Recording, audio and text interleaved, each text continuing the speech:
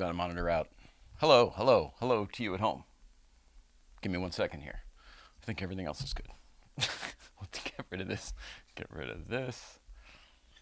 That's the first time with a countdown clock. We just found out we had a countdown clock. Who knew all this time? Okay, good evening. Good evening. It is, thanks for being here. Thanks for being here, first of all. It is the Late Night Playset. It's the 8th anniversary. Thank you for tuning in. It is also Tuesday, February 3rd, 2026. None of those words make sense to me. I feel like I've been stuck in a time warp. It's Talk to Me Tuesday. That's how we're celebrating the anniversary. So get in the comments. Start talking to us. We also have AutoKennel is here. I'm really excited to talk to Paul Kennel from the Auto Kramers, the AutoKennel. He has, he's been keeping us up to date whenever we had a show. Then we were away and didn't have a show. Now he's back with a lot to tell us. He's gotten a lot better. He's healed up. He's doing rallies again. Spoiler alert, doing very, very well. So we'll find out what he's up to as well as the new news he has to share. And we've got Florida Steve again. And by the way, there's Paul Kennel. Hi, Paul Kennel. Hello. Oh, How are you? went all the way home for this. Amazing. Yeah, it's much more comfortable at home. I love it. And then we got Steve, Florida Steve, down there in Florida, indeed. We also are going to be going through a pile of stuff. I got boxes under the desk. There's things in the chairs there. From the tour mainly, but I think some stuff has just been collected and accumulating and needs to be gone through, so it cannot be in the studio anymore. And I don't know the order in which we'll do all these things. So why don't I just bring... How did we do this last time? Give me 1 second. Once again, doing production live on the show while you're with us. Okay. And if I can do this right, it'll be this, this, and this. Ah, not bad. Hi, fellas. Hey, how's it going? Don't be afraid to talk or chime in. This isn't a show. It's a non-show. It's not a show. As usual, not a show. Can you hear me all right? Because I accidentally, as I was moving my microphone, I unplugged it. Is that I think working? you did unplug it. I think we hear like room tone. Yeah. All right. Well, I'll mess with that. It's plugged back in. It may be a leave the room kind of thing. Maybe I should leave the room. You want to leave the room? Who should leave the room? Let's all leave the room. You know what? That's it. Good night, everybody. Done. No? Great show. Well, you're helping. How are you in Florida? What's going on? Oh, it's a little Now what warmer happened? today anyway. I didn't even do that. Voila. Yeah, that did it. Oh no, I'm the worst. This is like what rehearsals are for. 8-year anniversary. You'd think we'd know what to do with this shit. Well, it's like the Brady Bunch, the intro to the Brady Bunch, when everyone's looking up at each other, and there's Marcia and Alice and all of that. Hey, Steve, how are you? Good. How are yourself? Good. I saw your Mini Cooper, Oh, he was over in the garage the other day. That's true. and I was like, wait a minute. I thought that left. No, you remember he was No, going it to do didn't the make trip, it. and then he never got to come out and do the trip. So, still planning. Well, come out and drive it. Enjoy the mountains. I agree. Enjoy Hey left Weirdo and right says turn. hello. Hello, everyone. Very nice. Thanks, Hey Weirdos. You know what? Can I... There were a few Instagram comments already on people wanted to hear things about the trip, but I kind of just want to settle in with you guys and see how you're doing. Paul Kramer and I got to have a little catch up the other day, which was really great. First time in months and months and months. And he's got a lot of stuff going on, so I figured it'd be nice to share with everybody. And then my buddy Steve over here, I feel like has accidentally become a new co-host with this coast-to-coast situation. He lends a lot, and you two already know each other, so. Yeah, briefly. I don't know if we've met before. I think when After we Nicole meet? died, right? Steve came out like a day after Nicole died. Oh, that's right. Yeah, I think I met him on the mountain. Yeah. He was at the I do mountain. believe. Yeah. Excellent. Yeah. I met a lot Arrested. of people that day.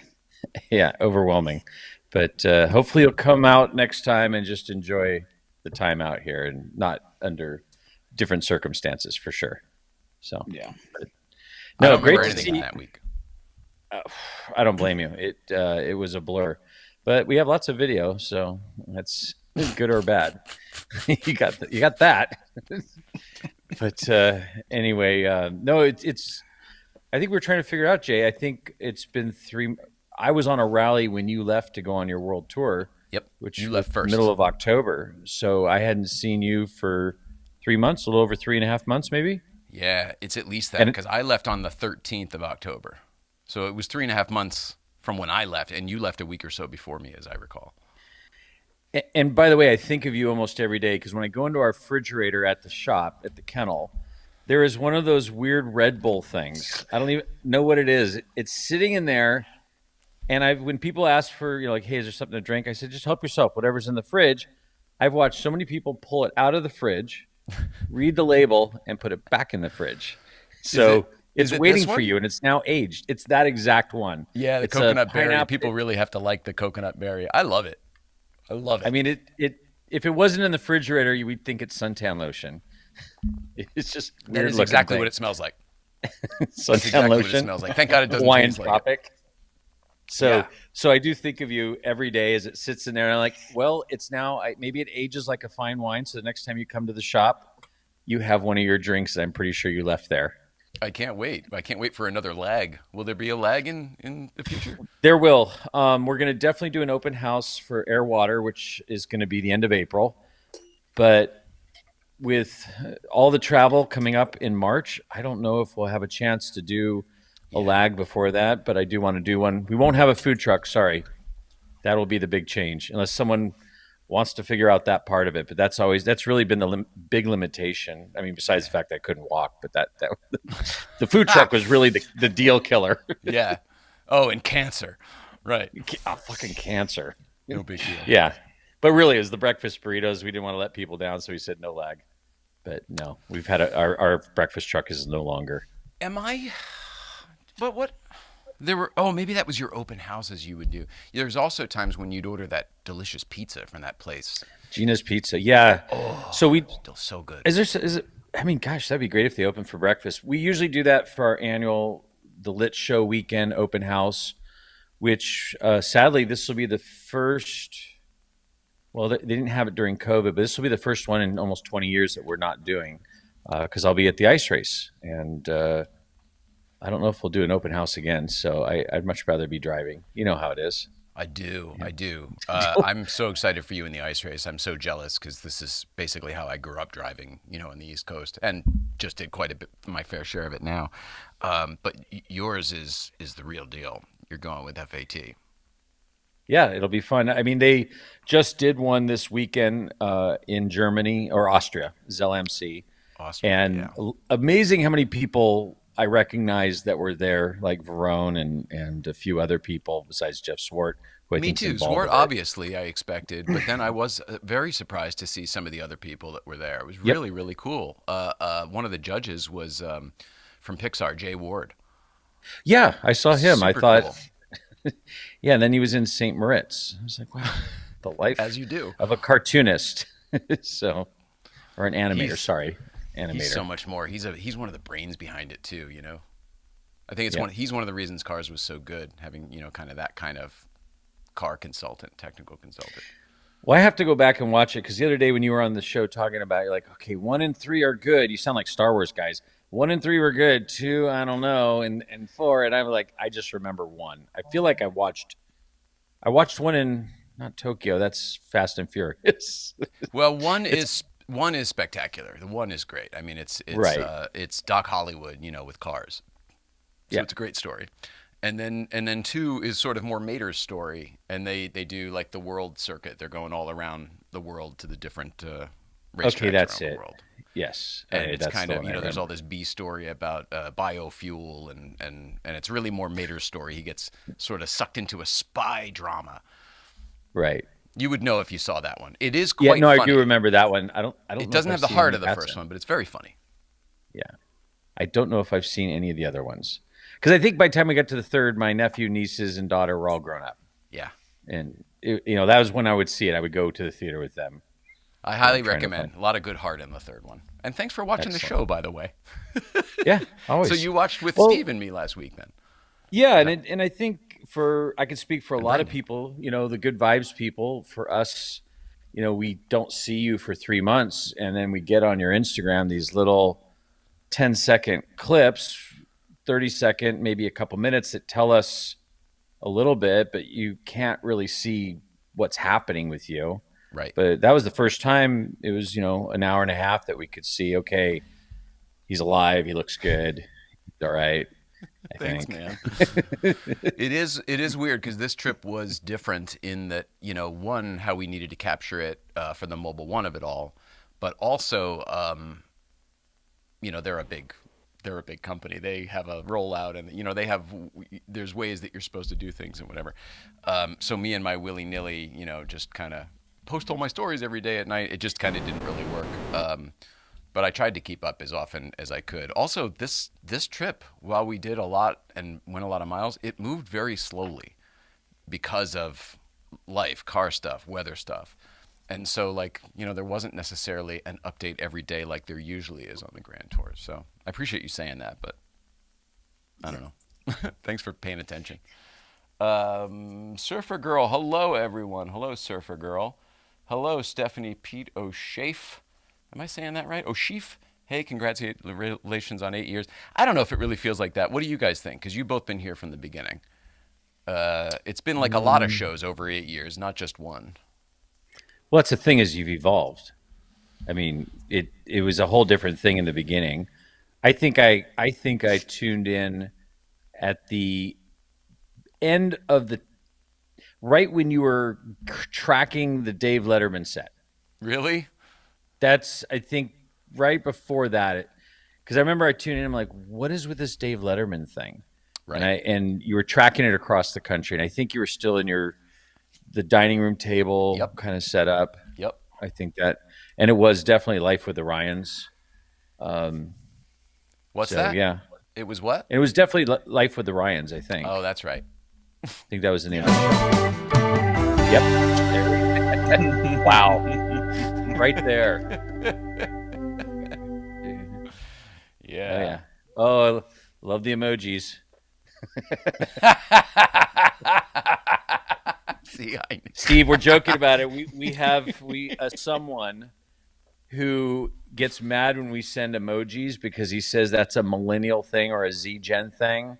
And if anyone's message, DM, text Jay, they get emojis. If you don't get emojis, you're not in the inner circle. He doesn't love you. If you get emojis, he cares about you. I think he put some thoughts in it. I have gotten a lot better about this, sir. Yes, everything you're saying used to be 100% true. I'm trying to correct that.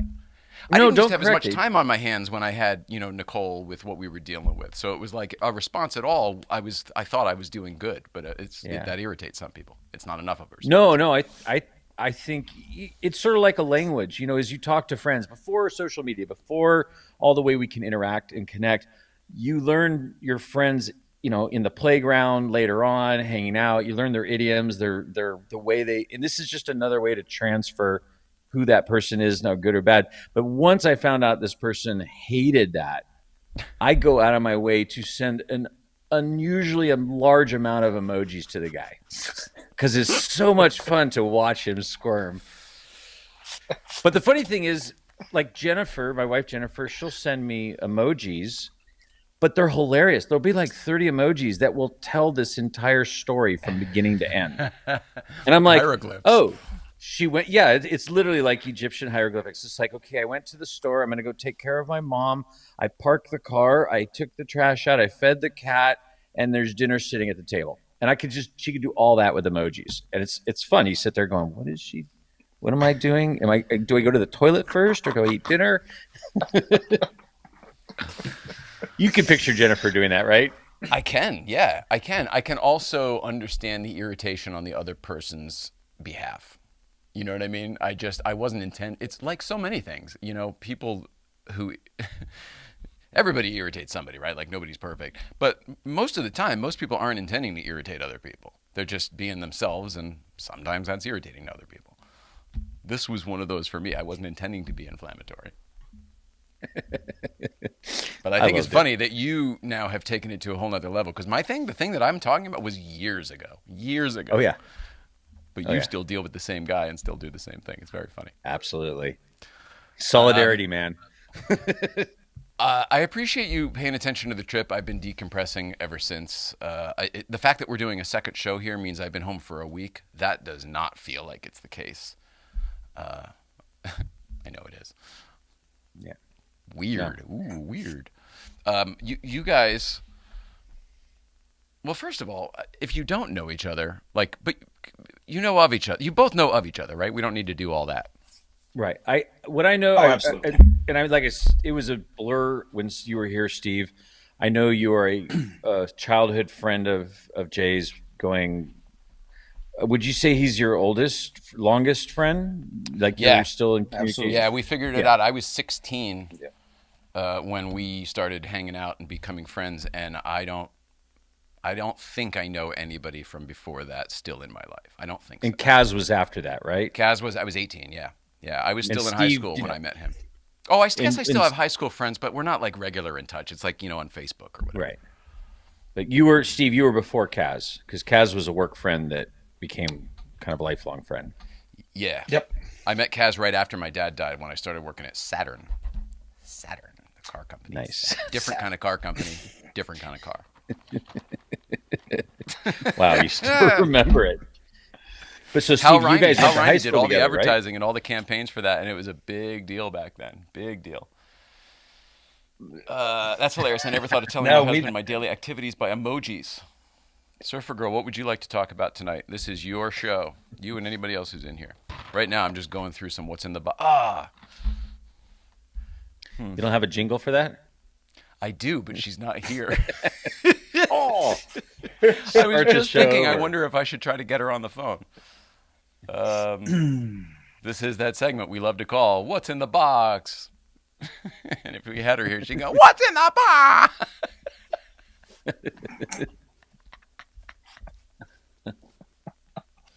perfect. I'm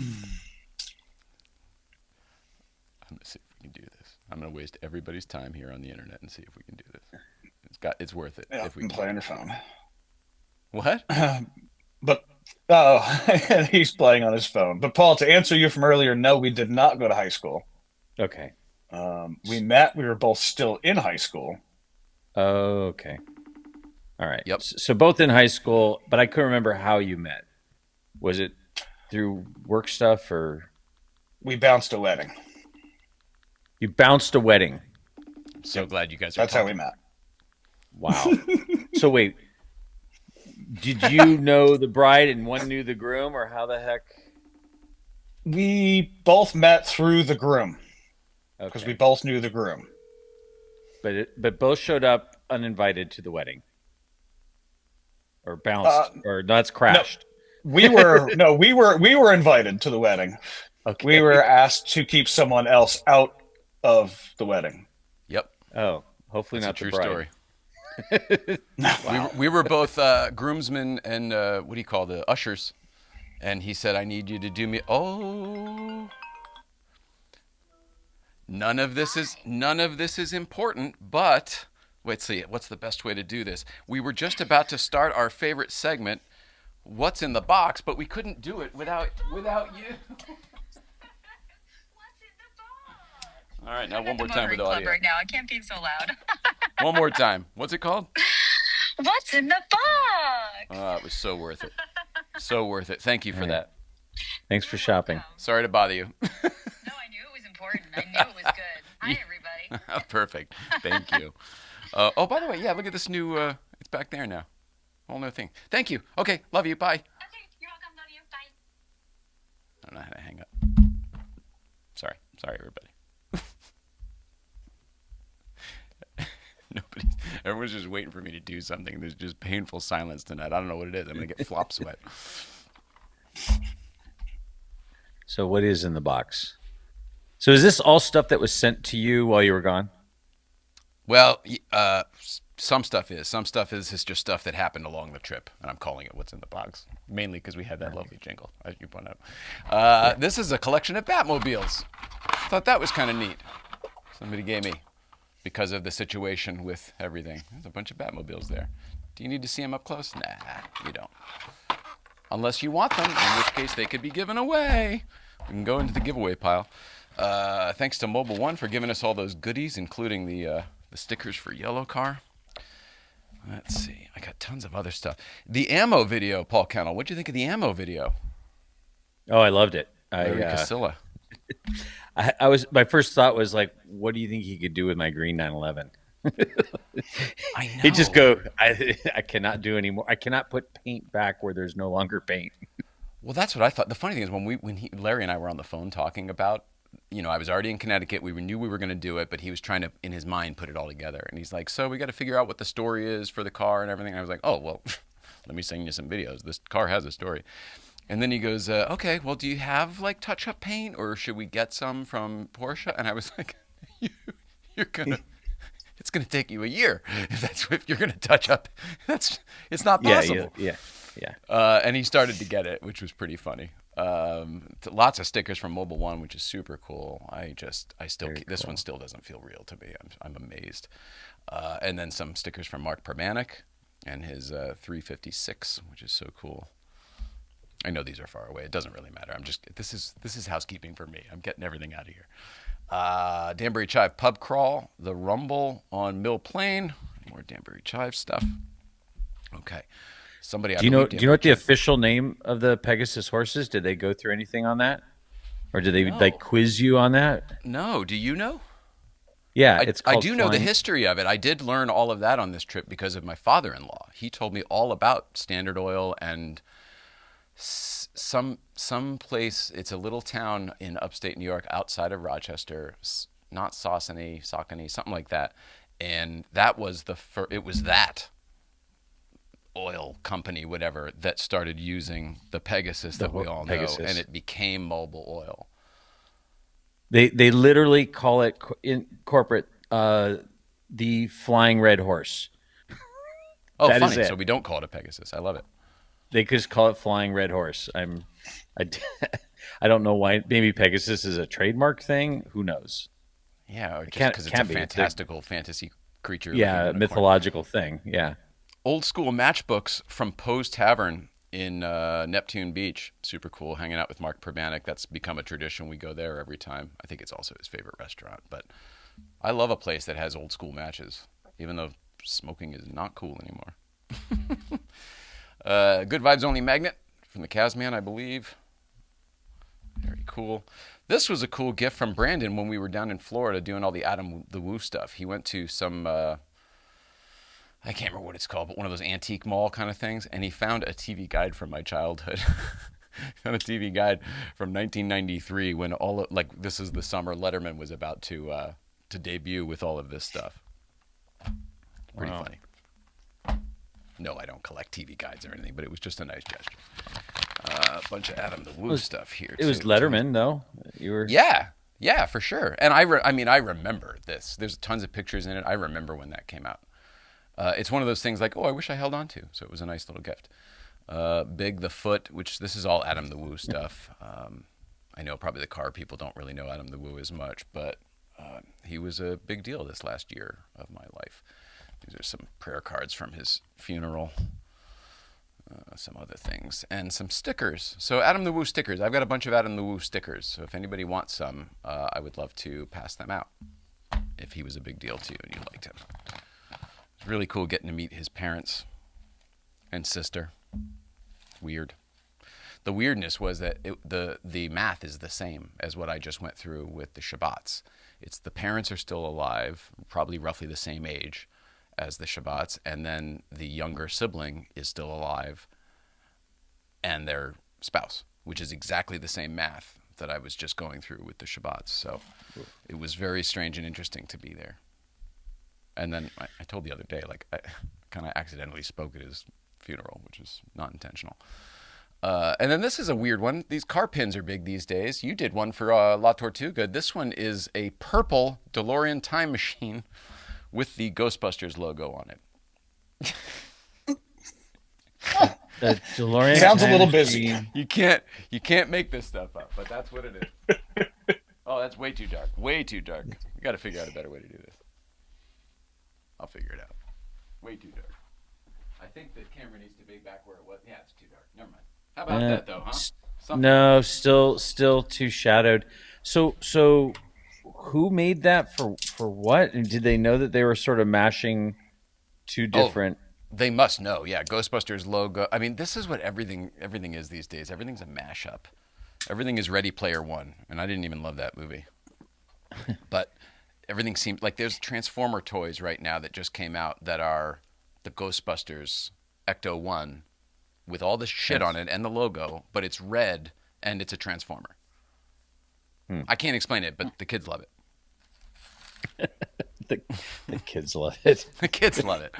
Jennifer Kramer, true. Oh my gosh. Yay. Must be watching from upstairs. Joe Huth from the Knight Rider Historians. Hello to you, Joe. Joe's going to be on our show in person when he comes out to LA soon for some Knight Rider stuff that we will talk about in due time. Not True Lies. You're so funny, Jennifer. We love you. Hello from Brazil. AutoKennel Dorodi. OC and Alderodi. I don't know.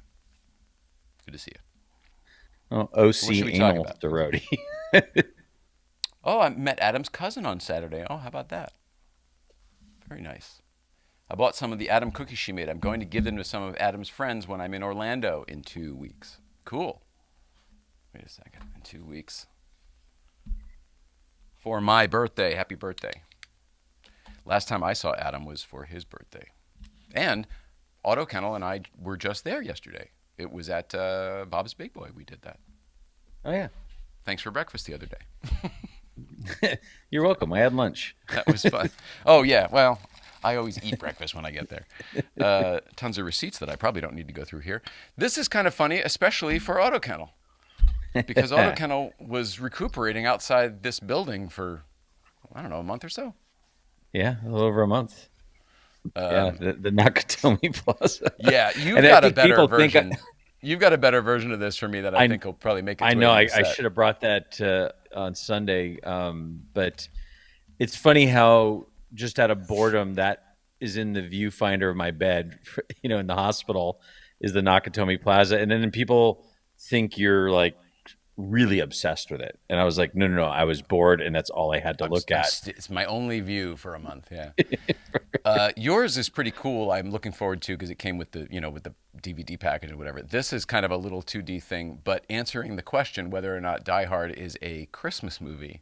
This here is an advent calendar. It starts up here, and then you move it down. You move Hans. This is Hans Gruber falling from the, and then you move him down a floor every day until Christmas. I would love to see the marketing meeting behind that, like the pitch. You are not wrong. Here's why we need this. You are not, man. And the whole argument is, well, is it a Christmas movie? That's hilarious. And then oh gosh, I forgot about this stuff. Oh man, there's too much stuff. Too much stuff here. And I got an easy pass for Yellow Car finally. Never had one previously. And then Kaz does these calendars every year. That this year it's big enough that you can see, but he does these personalized calendars that are just beautiful and so thoughtful. So I'm so appreciative. All sorts of stuff on there. Lime Rock Park. Nicole's still in it. Makes me happy. So I appreciate that. Okay, I think we're good here. Oh shit! I forgot. There's a little bit more. Well, This will be quick though. going under the desk. This will be quick. I know. I forgot. Like, oh, This what's was- going on under there? Right before we left, everybody, on March 7th, 9th, whatever it was, October 7th, we were leaving to go do the Peterson event at the racetrack at Willow Springs. That turned out great. It was so fun. It was really incredible to be there and representing the Peterson, and so cool to see all those old historic cars that they brought. These, essentially priceless automobiles running on Willow Springs. It was so cool. They were all period pieces too. This was from somebody at that same race gave this to me. Who was I think it was Ravi and Michelle. They gave me a bag with this. It says good vibes in it. Very nice. Thoughtful. Okay. Now, the last two things. Joe Huth from Knight Rider Historians is here tonight, which is great because I want to open up the box he gave me. I'll do that first. This is exciting stuff if you're into Knight Rider. T-shirt, of course. Can't do anything without a T-shirt. That's good. I don't know if anybody else grew up with Knight Rider like I did. Steve did. I did. Yes, I did. You know, my whole goal in life was to drive onto a moving truck. I mean, that's all I wanted to do. So these Life guys goals. can do it, or they will be able to, because they have 2 of the original cars, 2 of the original 5, real kits. They found the tractor trailer, the semi. They found the tractor, and then separately they found the actual trailer that was used for the show. And it had been converted to a race trailer, so it had been used for racing for years and years and years. So they had to convert it for racing and put it back to what it was for the show. And they're almost done restoring it with all the furniture and all the props and everything. It's amazing. That weird computer. I don't know what that computer was. Yeah, they literally found the exact same computer and the same stool, and he made all of the cabinets because he found the plans. He got the plans from Universal Archives. Wow, it's crazy. It's incredible. How did they figure out that was the trailer? Was it just VIN number? Is that how they figured it out? I mean, no. Well, no, I don't think it was that actually. I think that the truck was, the VIN number and serial number and all that stuff. I think the trailer it had something to do with where things were done, customizations that were done to the show trailer that were still there. That they were able to identify, and damage, believe it or not, like dents and little creases and things like that. They were able to screen match identify. Here is the Knight Rider. This was a crew hat that they gave out on the show way back when. It's the Knight logo with the chess piece for the Foundation for Law and Government, and it's got those little. It's funny. It's one of these. You can iron on these to it if you want, these little deals. Those called fried eggs, scrambled eggs. I don't know. They look military. Yeah, they are exactly like an admiral would have them, but I forget what they're called. I think they're called like scrambled eggs or something, and you would iron them on there like that. Something. Although I think I like it plain. Although I don't know, we'll see. He said some were both ways, so you never know. Okay, let's see some Foundation for Law and Government flags. If anybody wants to really. Flags, get it? Oh, okay. That's right. It was a Knight chess piece. I forgot about that. Yes, the exactly. logo. Foundation for Law and Government is flag. That's the flag. Yeah. This is the definitive Knight Rider book that was written by the guy we were just talking about, Joe Huth, and he wrote here to Jay. Here we go. Great to finally meet you. Thanks for taking care of Kit 1198. That's, of course, my partner's kit down at the Marconi. And very, very cool. So there's a lot of cool stuff there. Thank you. And this is just kind of neat for the collection. We'll have to find a place in the set somewhere. But he gave us, you remember for the screen-used Knight Rider card down at the Marconi, he gave us the right license plate and the right stickers and everything. So he gave me a set just for posterity's sake, I guess. We'll put Very cool. All right. Last thing. Everyone is patient. You're so patient. All right. Kit Marshall, Ready Player One book. Finally, to complete the 80s super vehicle theme, he slapped a Ghostbusters logo on each of the DeLorean's gull-wing doors and added personalized plates that read Ecto 88. Kids love that stuff. I don't get it. I'm watching the channel to learn English language. Nice continuendo. Congratulations. Thank you. I love the Die Hard Family Matters fan theory about Carl Winslow and Al Powell being the same person. I watched that the other day. It's hilarious. I didn't know what I was tuning into. It was very, very funny. Theoretically, the idea is that Reginald Val Johnson, or with the actor that they're talking about, Carl Winslow. Hi, Carl. The theory is that while he plays a cop in everything, he's the same cop in everything, from Ghostbusters all the way through Die Hard and into Family Matters. So he's got this tragic story of what happened along the way. It's on the internet. I highly recommend it. It's on YouTube. Oh my God, I love that. Yes, I think it's a Christmas movie. Yeah. Let's see. Howdy from Utah. Hello from Utah. I got to sit in one of the original kit cars when I was a kid, and my uncle took me to a female Yeah. mud wrestling event. It's both a fond and bizarre childhood memory. Was that the same event? Like a carnival? Wow. That's something. Good for you, Jason. That's amazing. That sounds like an uncle activity, doesn't it? Jason, it does. It does. Come such here, an son. uncle This will thing. put hair on your chest. Yeah, and then we'll go bet on the horses. Very Uncle Buck. Yes, very Uncle Buck. All right. I'm trying to make. I've made a mess here. I really have. I'm sorry. Oh, and then I'm really excited about this. So this hat, this Waffle House hat, was actually a gift from Dave King of Pasadena a long while ago. And I really loved it. In fact, I told him, I said, when he was out on the road, I said, can you please get me a Waffle House hat? This was years ago. And I was wearing it, and I thought, I like it a lot. And I thought, I felt like Johnny Drama from Entourage when he looks everywhere for the pot hat, but he doesn't even smoke the pot. And it just sort of felt like a poser activity because I had never been to a Waffle House. I haven't either. Really? Well, Nope. this trip, we remedied that with my friend Chase Ambrose down in Georgia. When we got Was it snowed as- in Georgia and we couldn't move Yellow Car, he brought his General Lee over and we went out to Waffle House. Now, if you're going to do a Waffle House in Georgia, it sounds like that's the way you do a Waffle House. In a snowstorm, in a General Lee. Did you play the horn? Is there a drive-through? Of course, no, we sat inside, but yes, of course, there's a horn. Yes, it was very, very cool. It was very, very cool. I loved it. The food was delicious. The service was delicious. I'm a huge Waffle House fan, and now I feel like I can wear this with pride. Okay, final thing. I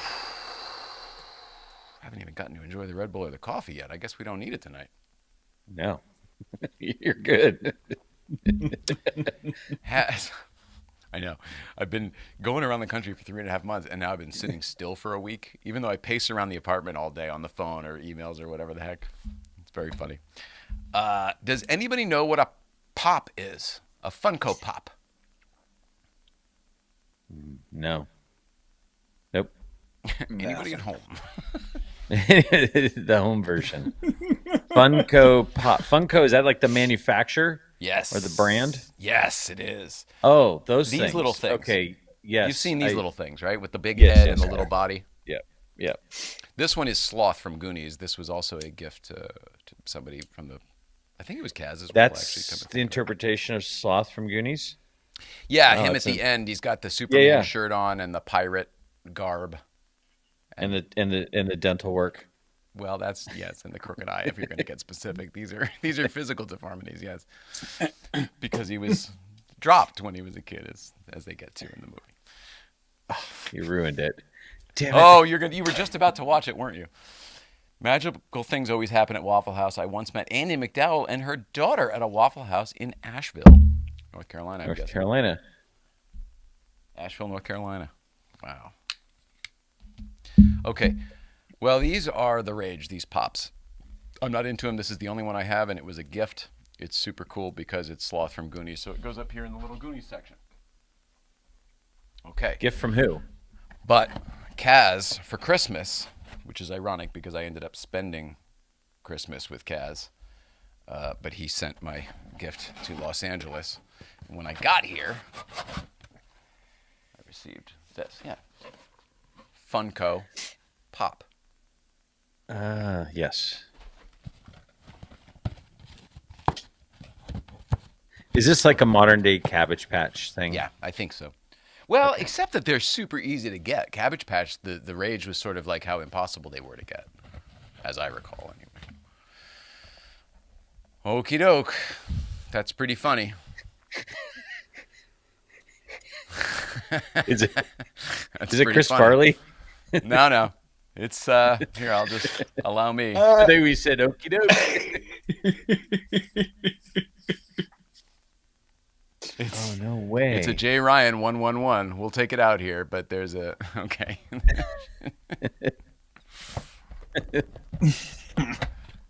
I'm a pop. It says pop yourself.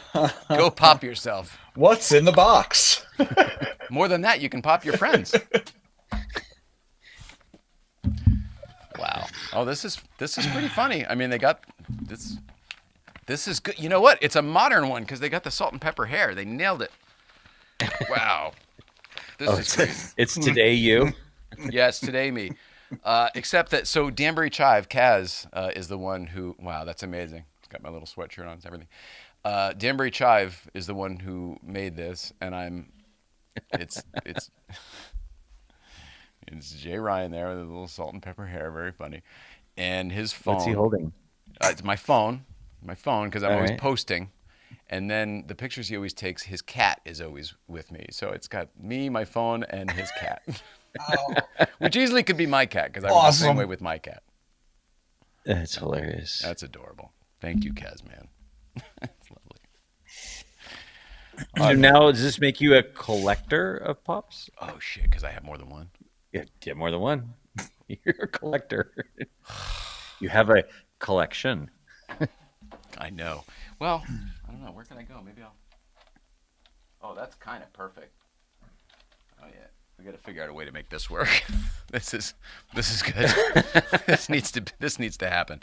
I'll figure out a way to make that work. But that's where Jay Ryan goes, right in there. Very Perfect. cute. Oh, Very cute. Oh yeah, perfect. Yeah. nailed it.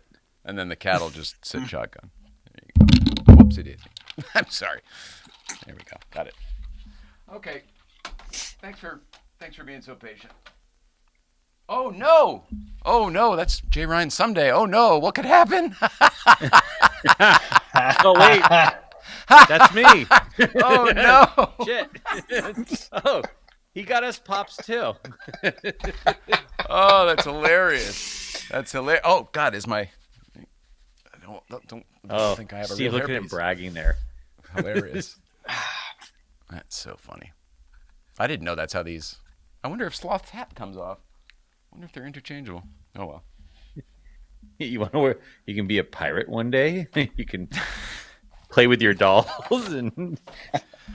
And this was a lovely bracelet that Kaz's daughter Coraline made me, and I love it because she made it for Uncle Jay. So now Coraline seems like someone. When I saw pictures of her you posted, we sort of literally watched her grow up on, East Coast feed. Because Yeah. I think she was just like 2 years old, maybe. I think 2 and. Yeah, I mean, so this is the 8th year of the show, and she is 9. So Yeah. yeah, she would have been 1. Yeah, that's crazy. It is crazy. Wow. It also seems to me like she would have been born already, or not. Whatever, it doesn't matter. Yes, I collect Disney Funko Pops. You got to get yourself a J Ryan 111. Yes, exactly. Now that it's in the system, order it up. We're working on Hot Wheels. Ooh, fingers crossed. That would be great. Gosh. AutoKennel. How the hell have you been, man? Now that I got all my housekeeping out of the way. Yeah. Sorry. No, doing good. I mean, as we talked on Sunday, it's funny because I hadn't seen you for 3.5 months, but I sort of like watching hair grow day to day. It didn't feel like things were changing or getting better sometimes. And then if someone you hadn't seen for just a week would go, "Holy cow, you're doing that," and you wouldn't realize you were doing, being more mobile or whatever it was. But when you left, I think right before I saw you, I just started walking with a walker.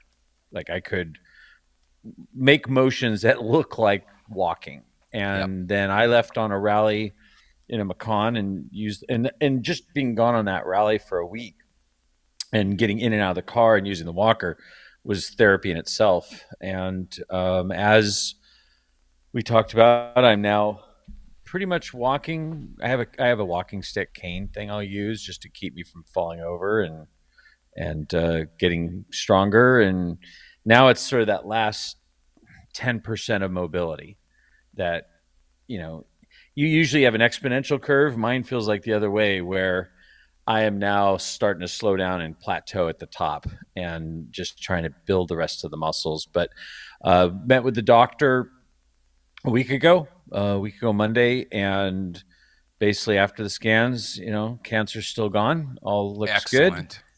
Yeah, Excellent. which is the best news. And yeah, so every 6 months, every 3 months or 6 months. I think 3 months. Every 3 months, scan.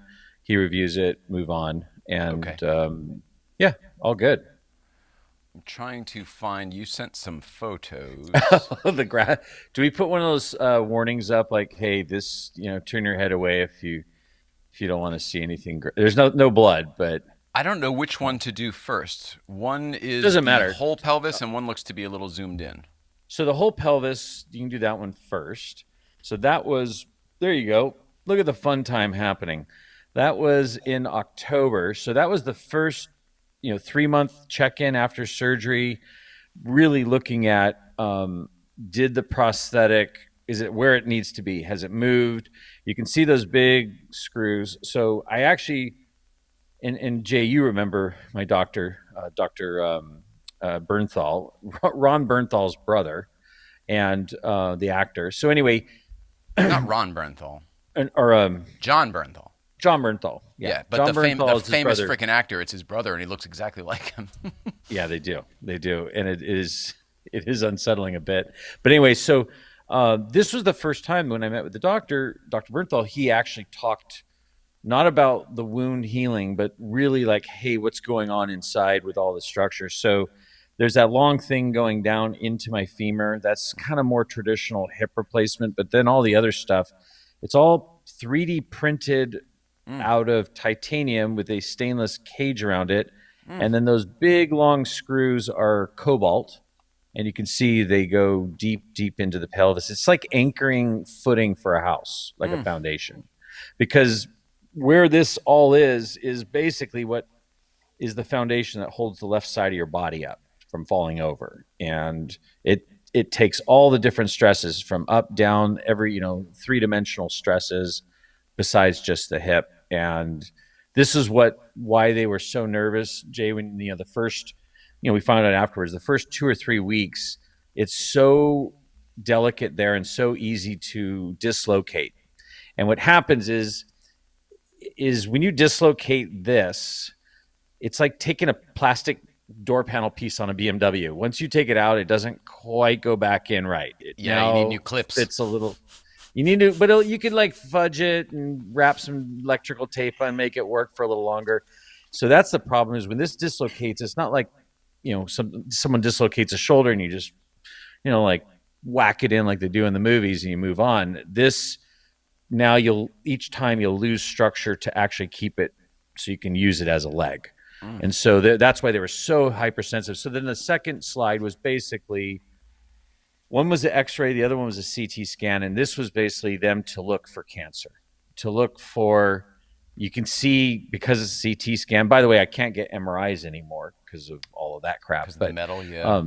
The CT scan, you can see how the hip goes in and the ball. So when someone has a hip replacement, they're mostly just replacing that ball piece that goes down into the leg, and then they put a liner on the socket. This is everything that holds that, which holds your leg, had to get replaced. So, lots of clicking. When it's cold, I finally understand why old people move to Palm Springs, because holy cow, when it was cold here for like a week or two, or when I went to go visit Laura in Portland, it was like 20 degrees. I mean, it sounded like an erector set just walking around, just clunk, wow, clunk, clunk, clunk. And that's got to was be unnerving.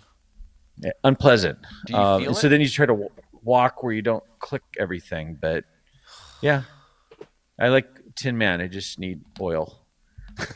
Oral curl.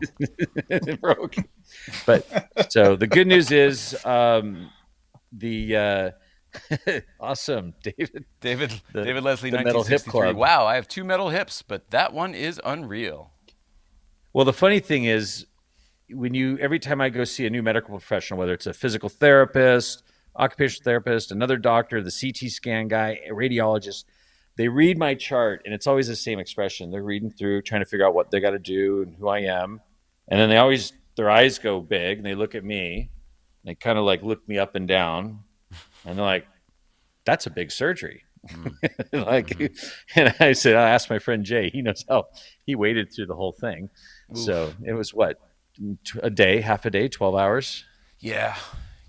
I mean, we were there all day and night, obviously, but yeah, I mean, the good thing is I remember your surgery. However long it did end up taking, which was a long time, it was less than what they had predicted, which was a very good sign. When he came out and said, "Okay, well, they're wrapping him up," we were like, "Wait, what?" We thought we had 4 more hours or whatever. So, Yeah, that guy knew what he was doing, Dr. Barenthal. he was. And I mean, he saved my life. Though he saved mobility for sure. I mean, I went and interviewed so many doctors, and one doctor said you'll never, sit in a Porsche, a sports car, anything low, let alone drive a manual.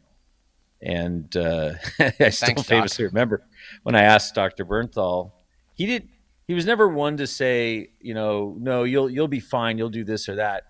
He talked like Yoda in the most monosyllabic single way. He just goes, "I strongly disagree." And that was it. I look at Jennifer, I'm like, what does that mean? Is that like, yes? Is that a negative, 2 negatives and a yes? I don't know.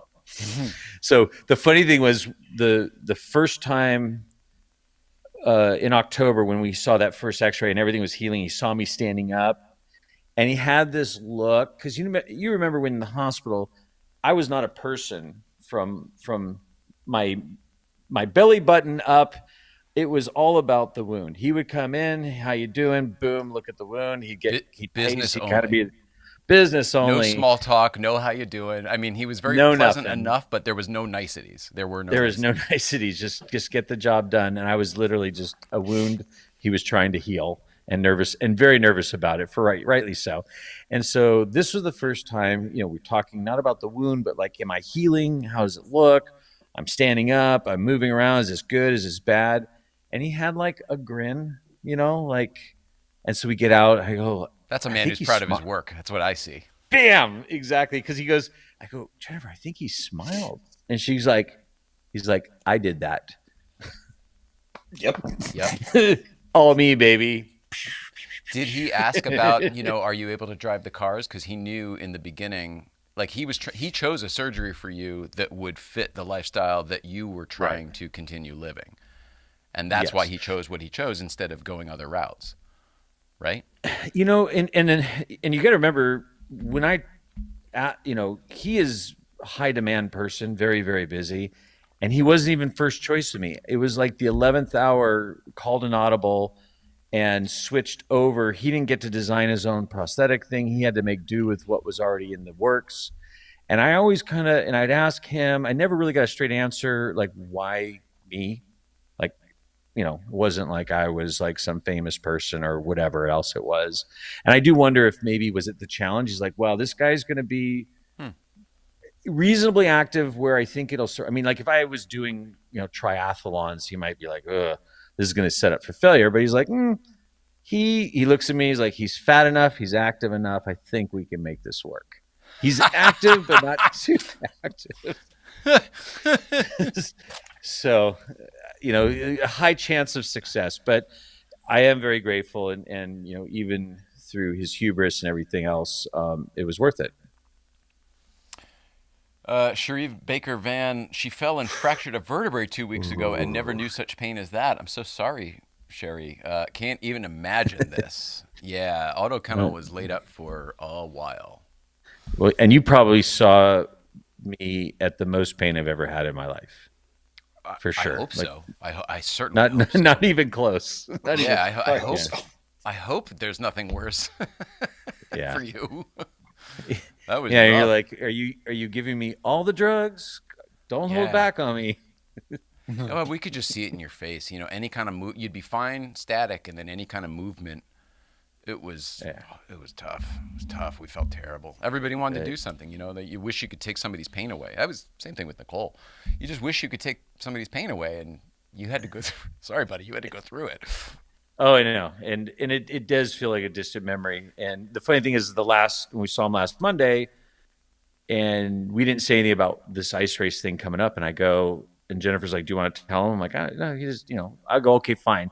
So Jennifer goes, oh, by the way, as we're walking out the door, leaving, finished, he's okay, everything's good, give me my marching orders. She goes, oh, he's going to Montana to ice race. No. She goes, he's going to go ice drift. Like, she finds a way to say it in the most dramatic, Like, I'm surprised she didn't go, he's going to do a street takeover in Big Sky, Montana. Like, in ice, naked. It's a lake takeover. We're doing a lake takeover. Lake takeover. So it's funny because he like stops and looks around, rolls his eyes like dramatically, and he goes, "Really?" I go, "It's not like that." And he's like, "Just send me video." Yes, he's awesome. The good news is, like, this is, unless you crash, and I don't see that happening with you, this is a no impact situation. Yeah, it's a zero friction. There's no, and the whole event is somewhat an exhibition. You know, there'll be some people doing time lapse, but it's really like just crazy cars. And if you watch the one that was in Austria last weekend, I mean, they had anything from a Miura that shouldn't have been out there to an F1 car on studded tires to a rally Subaru. Everything, those strip 911s that are just just the shell, like no bodies on them, and full-blown race cars, full-blown historic race cars, 917s and stuff like that with studded snows on them. Yeah, like ice. So ice. we got accepted with the 944 Dutch police car to basically just be on display in this area and then get to do some kind of exhibition laps, which I have no idea what that means, but I'm going with my buddy Joe, and I'm excited. He's flying down from San Francisco. So my dad is bummed. He really wants to go, and he just had knee replacement. And I'm like, Dad, we're going to snow where we may need to put things on tires and chains, and I don't know what else you do with snow because I'm from Southern California, and we do not a place for crutches. No, imagine both of us with canes and walkers. Like, we're here. Where do we set up? What a couple. Where do we sign up?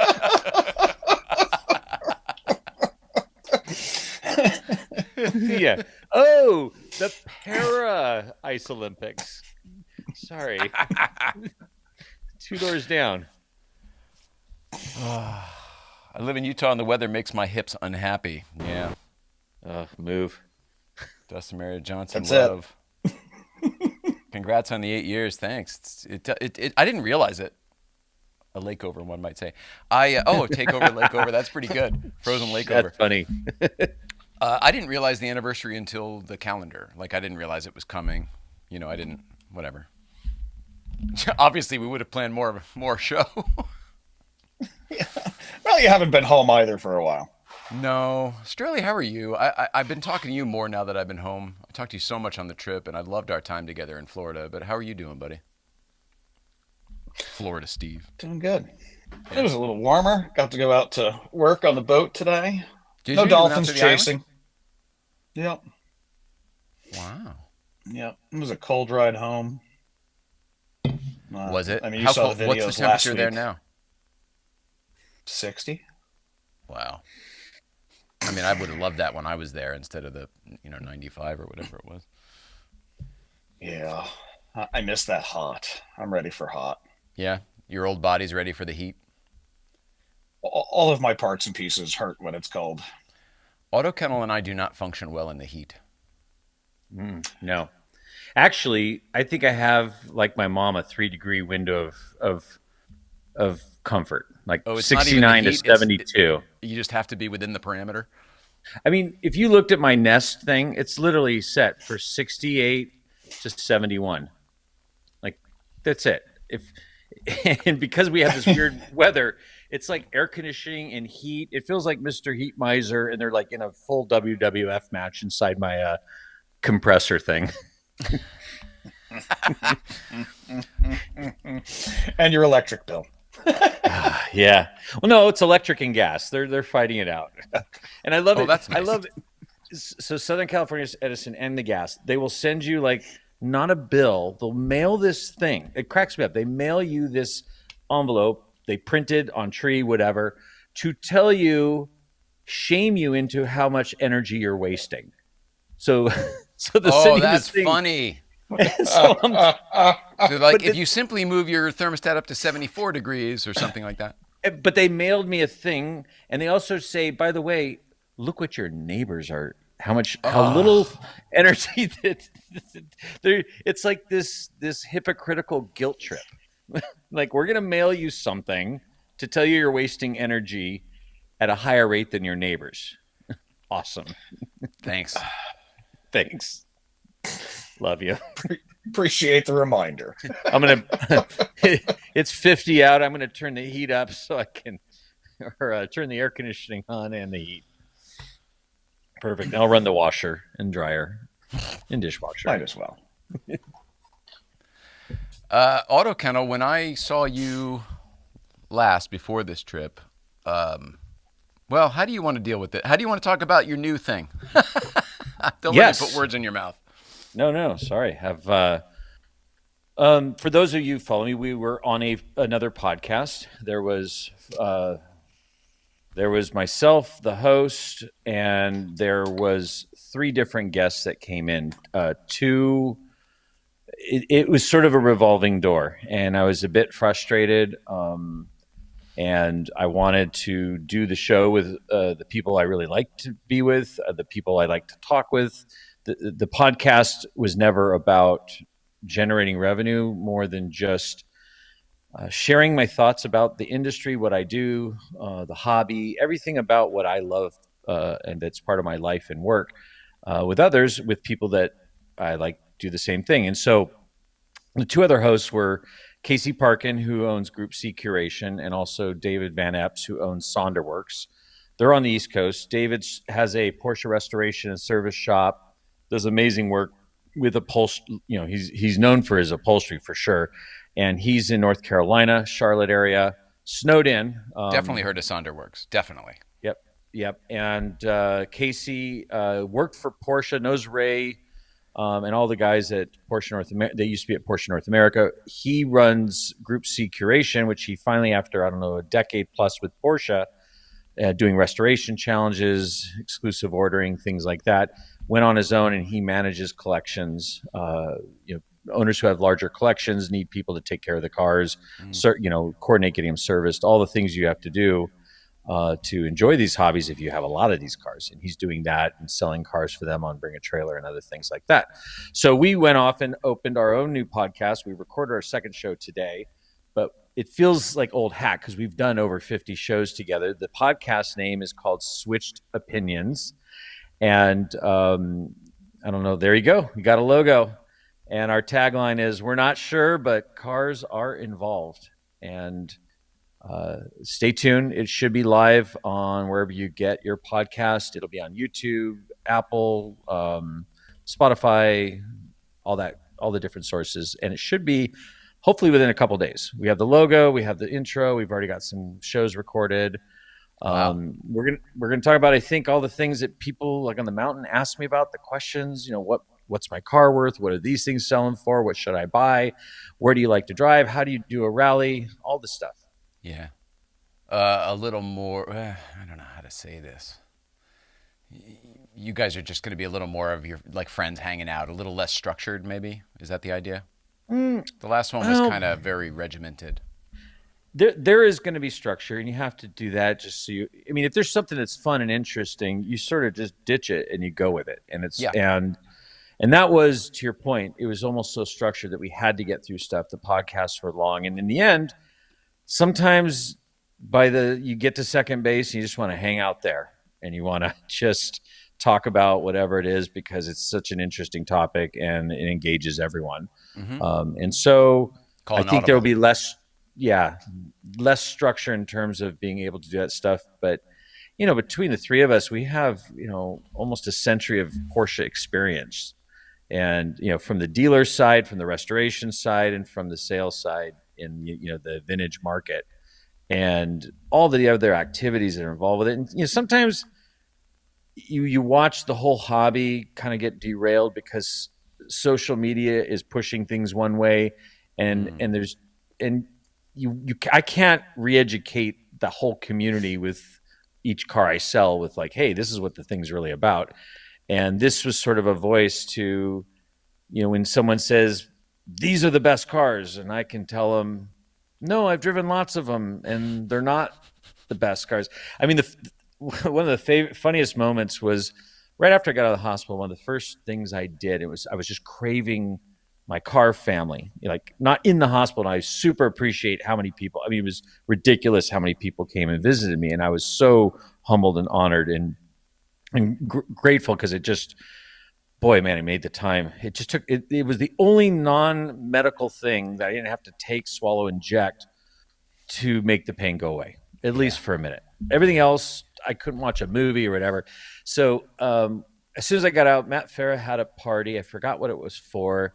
It was the not a birthday summer party, whatever that was. Yeah, yeah, whatever it was. The non reason party. And it was really the perfect, even though it was his party, inside it felt like a homecoming for me, because it was just, I saw all the faces I hadn't seen for so long in a non-hospital environment. And so Jeff Glucker, he's an automotive journalist, and he was talking to me and Marco because he doesn't, I forget, because he's a journalist and he tries everything. He's not like into Porsches like all of us are, like so into it. And I just assumed, so he looked at us really serious, like me and Marco. He's like, okay, so which one do I get, a 964 or 993? And he's like really serious. And Marco and I look at each other and we both like non-prompted go, neither. And he's like, I have no idea what you guys, but anyway. I don't know Jeff Glucker's last name. Is that Hooniverse Jeff? Yeah. It is. Hooniverse. Okay, great. He's awesome. Yeah. Love him.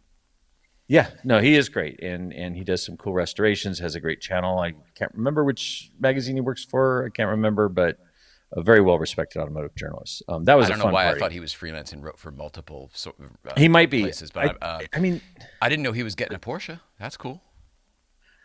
I don't know. At first I thought, oh, he's just being nice and making conversation, and then it felt like, when we're up in the mountain, you've been around it, or at Malibu, and someone starts interviewing me about like, hey, can you help me? What am I looking for? What should I get? Which that ultimately is this voice. If I can tell more people like what I experience, not from like it's hearsay, and this is why you should have that car, versus like I have driven all these cars and then I've watched my friends and clients own these cars and I've watched them come back and happy or not happy. And I'm like, here, I've got a much more firsthand experience that's significant as to what it's like to live with these cars, and the amount of people who make bad choices, wrong choices. It's discouraging, and and you've seen it, Jay, where I will tell them like, this is not the car for you, and it's like, oh, I want it. It doesn't matter because they really, really want it. Yeah, they really want it. Yep. So and then many times, it's not very long before you get the call again going, you were right. It's a great car, but, and then they're looking for the thing that you probably would have put them in the first place.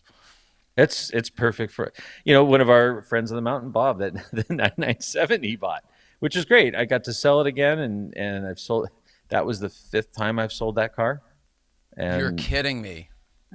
Not a bad car, good car. Just, was this the silver one? Mm-hmm. He had a black one first that he bought and sold too. That became Gil's car, as a matter of fact. And then he had a Cayman. Yeah. And all the reasons those cars didn't work for him, which was really lifestyle, wife, driving places. I said, this is the same as those cars. Fundamentally, it's the same car. It'll do the same thing. It'll feel the same way.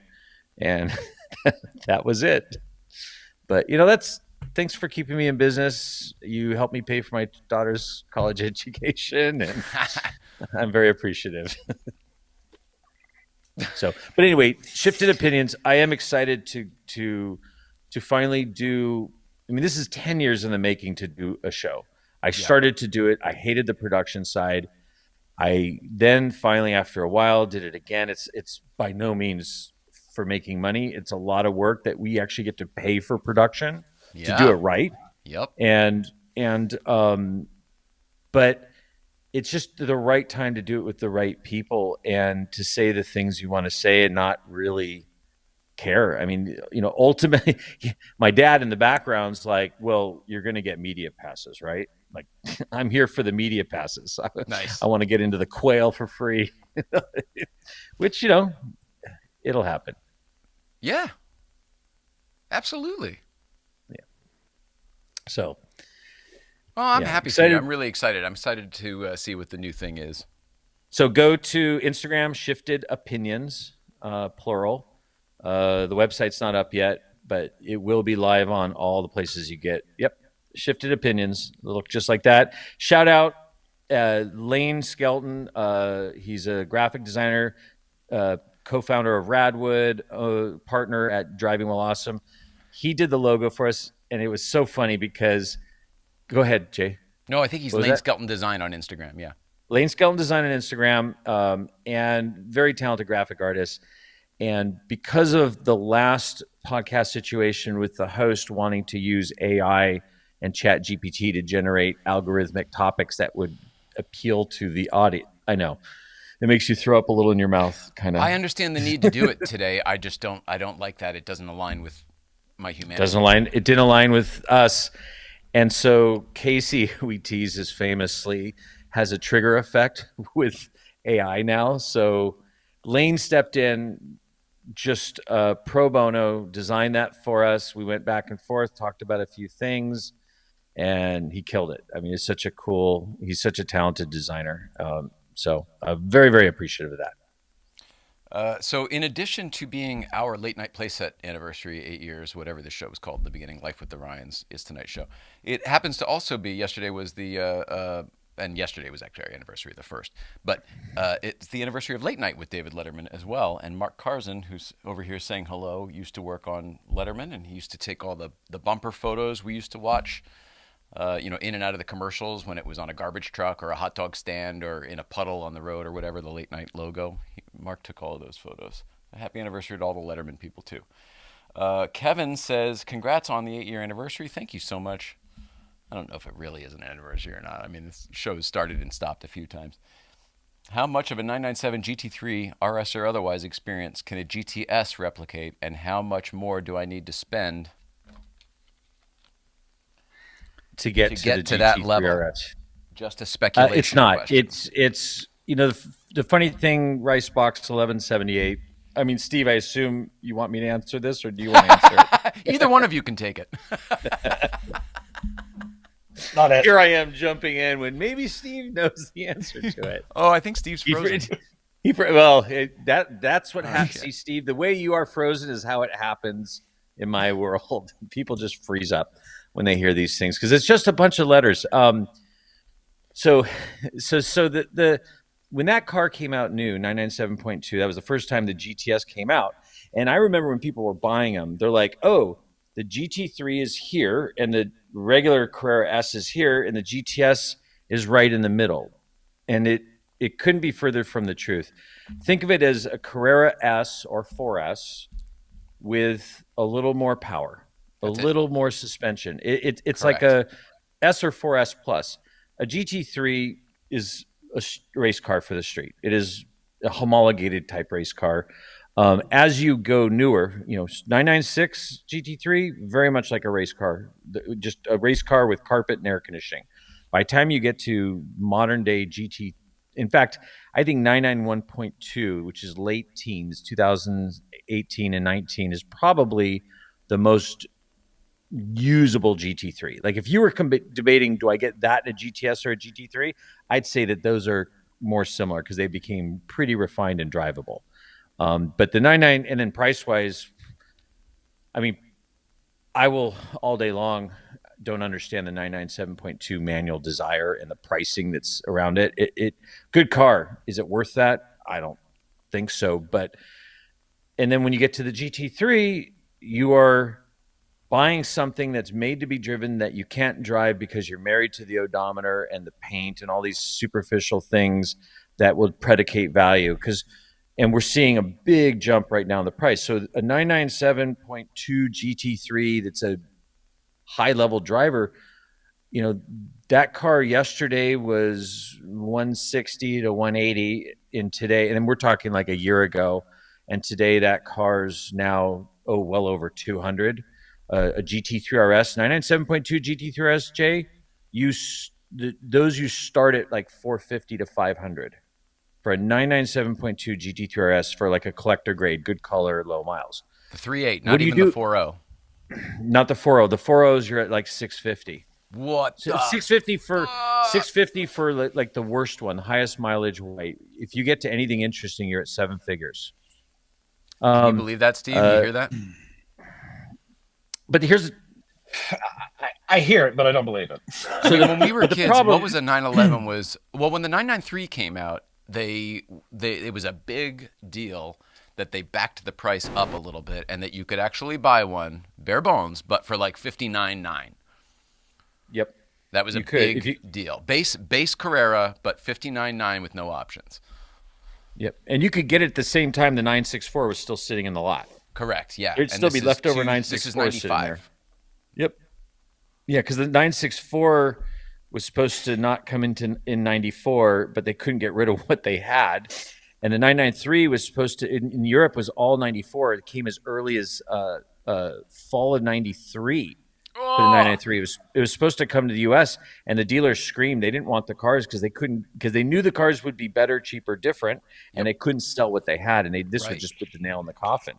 And so they delayed. I think we didn't start seeing for a few months, but I've seen 95s dated well into 93 manufacture year, like early 93.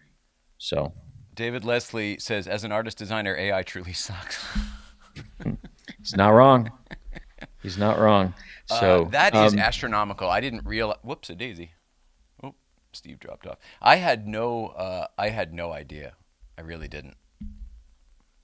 Yeah, it's gotten in this morning's podcast we recorded. We talked about that because when you look at the collector market, a lot of it ties into age, and right now what we see happening is what we call the aughts. The cars built in the 2000s, and I think what's happening is when enthusiasts, we're all into cars, but when enthusiasts hit about 40 years old, the cars that when they were like 14, 15, 16.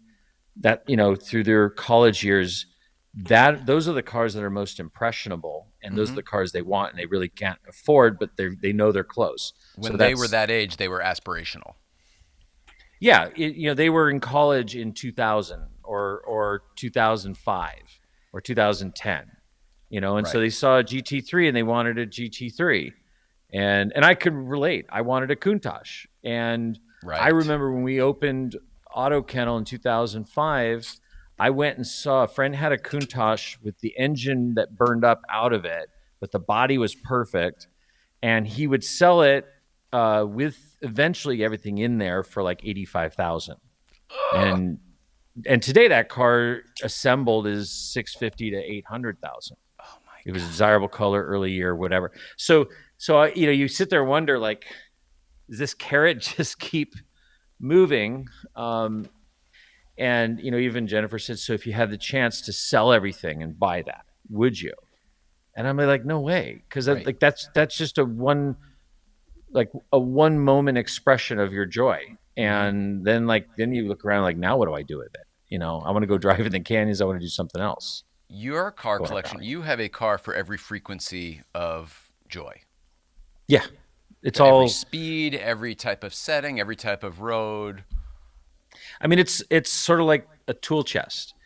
If I'm going to do this kind of thing, I want this tool for it. And someone asked me the other day, would you be emotionally sad if you sold the green 911, the Tortuga, whatever? It was me. I asked you that. Did you ask me that? Yeah, and I said I didn't. You said no, and I don't believe you. I still don't believe. I don't. I do. I know you're doubling down on the answer, but I found it so hard to believe. Most I of you look don't at that remember, car and I see you. It's an extension of you, the way Yellow Car is of me and Nicole. But I got that car 12 years ago. I had another car just like that before, but social media wasn't around to proliferate that car as my avatar. So we have all imprinted La Tortuga on you, not so much that you have on it or it has on you. No, it is. And before that, I had another car, and I remember when I bought Tortuga, a guy walked in my showroom, wanted to buy this car that was my version. It was my tool to go on rallies and do all these events. And he came in and he waved a lot of money, and it wasn't that I was sentimental about it. I was just like, if I sell that, where's my 13 millimeter? I need my 13 millimeter for all these things I need to do with it. And how am I going to do it without that? Right. And Your tool chest. that same week, that was like Saturday. Sunday, a guy walks into my shop to have me sell what's now the Tortuga. It looked different. It looked kind of like a Carrera RS without a tail. Right. And I'm like sitting there doing the math, and I'm like, well, this thing, I sell it for this. It pays for, you start doing mental, money gymnastics, trying to figure out how you're going to time it all together. And I don't have to go to the bank at all for this transaction. Wow. That's the best part. You give me money, you give him, you guys leave, I get a car. And so I'm going through all of this. It was during a lit show swap weekend. And we had our open house, and it was pouring rain. It was like so much shit going on. But in the end, I remember someone back then was like, well, God, you've done all these rallies and drives back then with the car, and you went to this event and that event, and it was at Monterey Historics. You went on the track. And I'm like, but look at this thing I got. Like, I can even go further with this thing. Like, it was like a better 13 millimeter tool. So that's did other people see it that way? I think nowadays, the way social media portrays it and how people imprint a car on you. And you're different with Yellow Car because that was like between everything in your life and that was your one car. Like, that was it.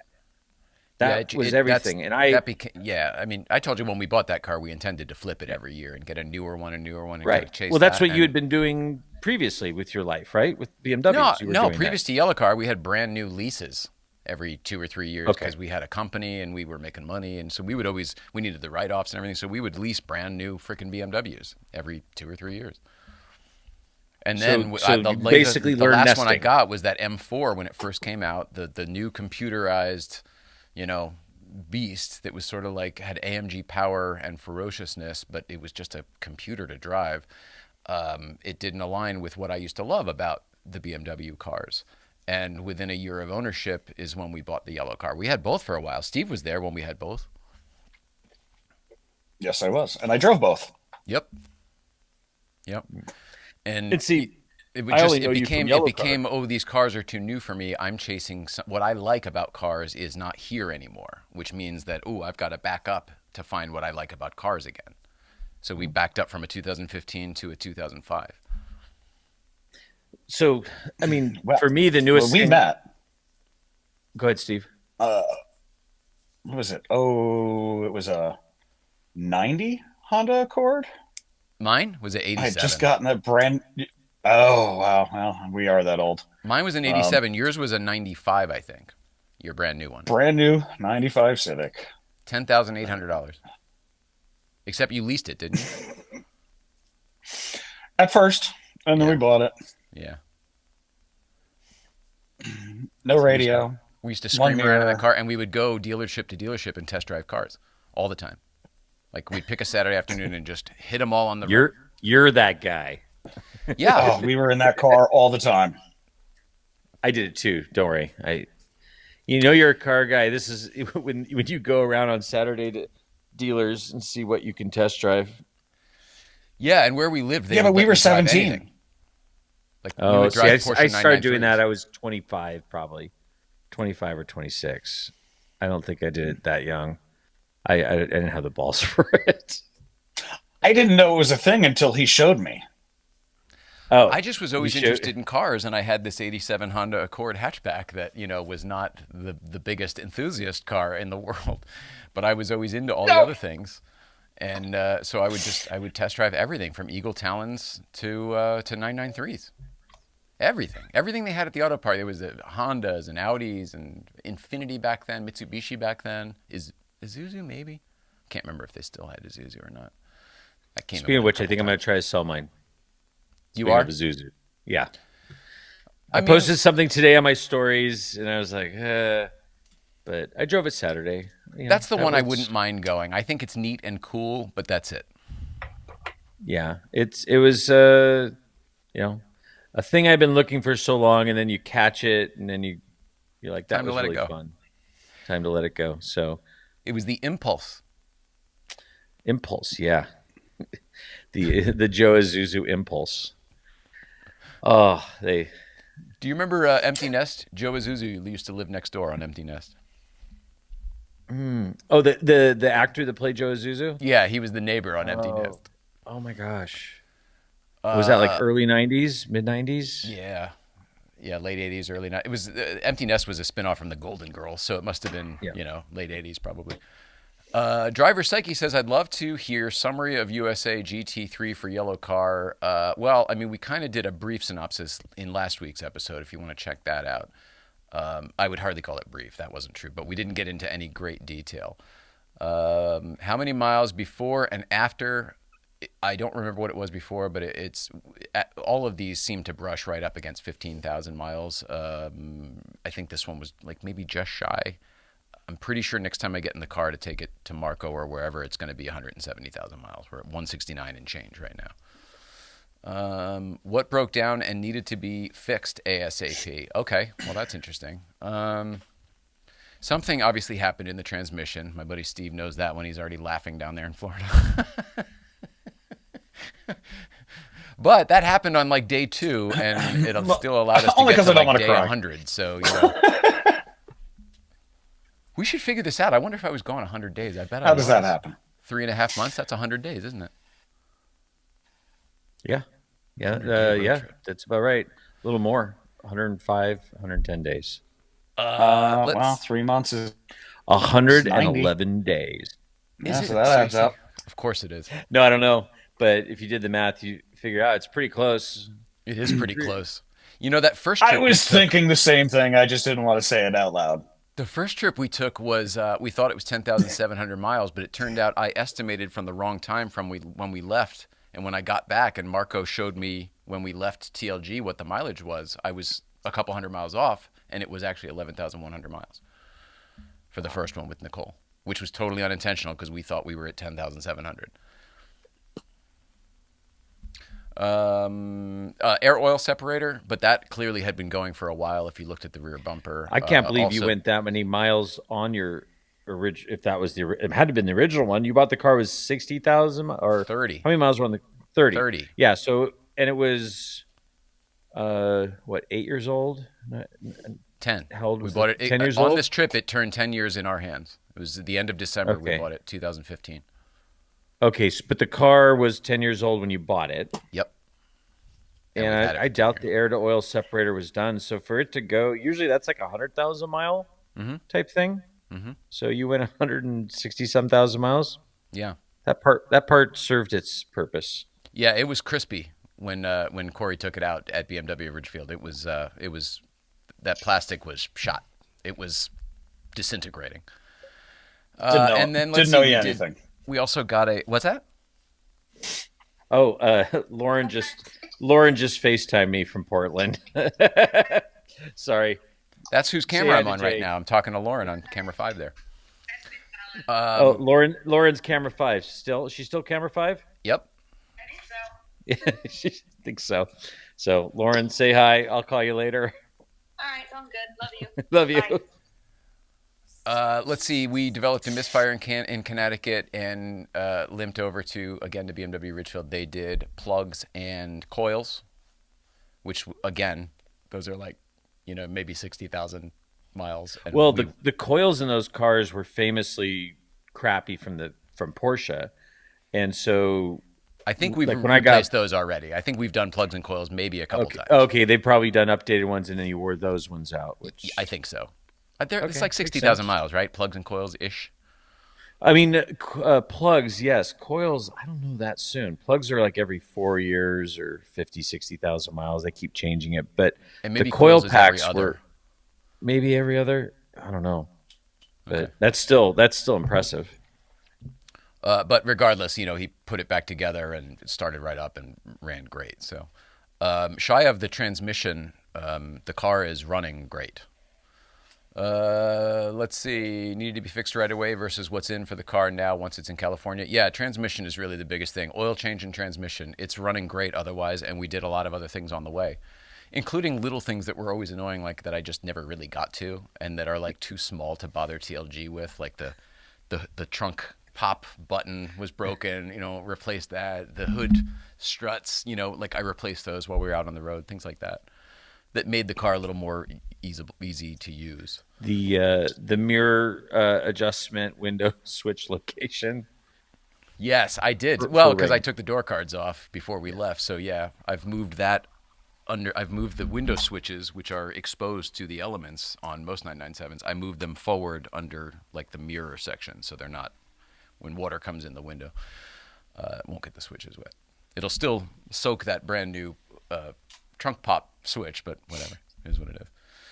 And planning any upgrades, updates before GT4? Yeah, we are. I don't know exactly what we'll get to before that, but before GT4 next year, which we already have plans for, I think we're gonna do USA.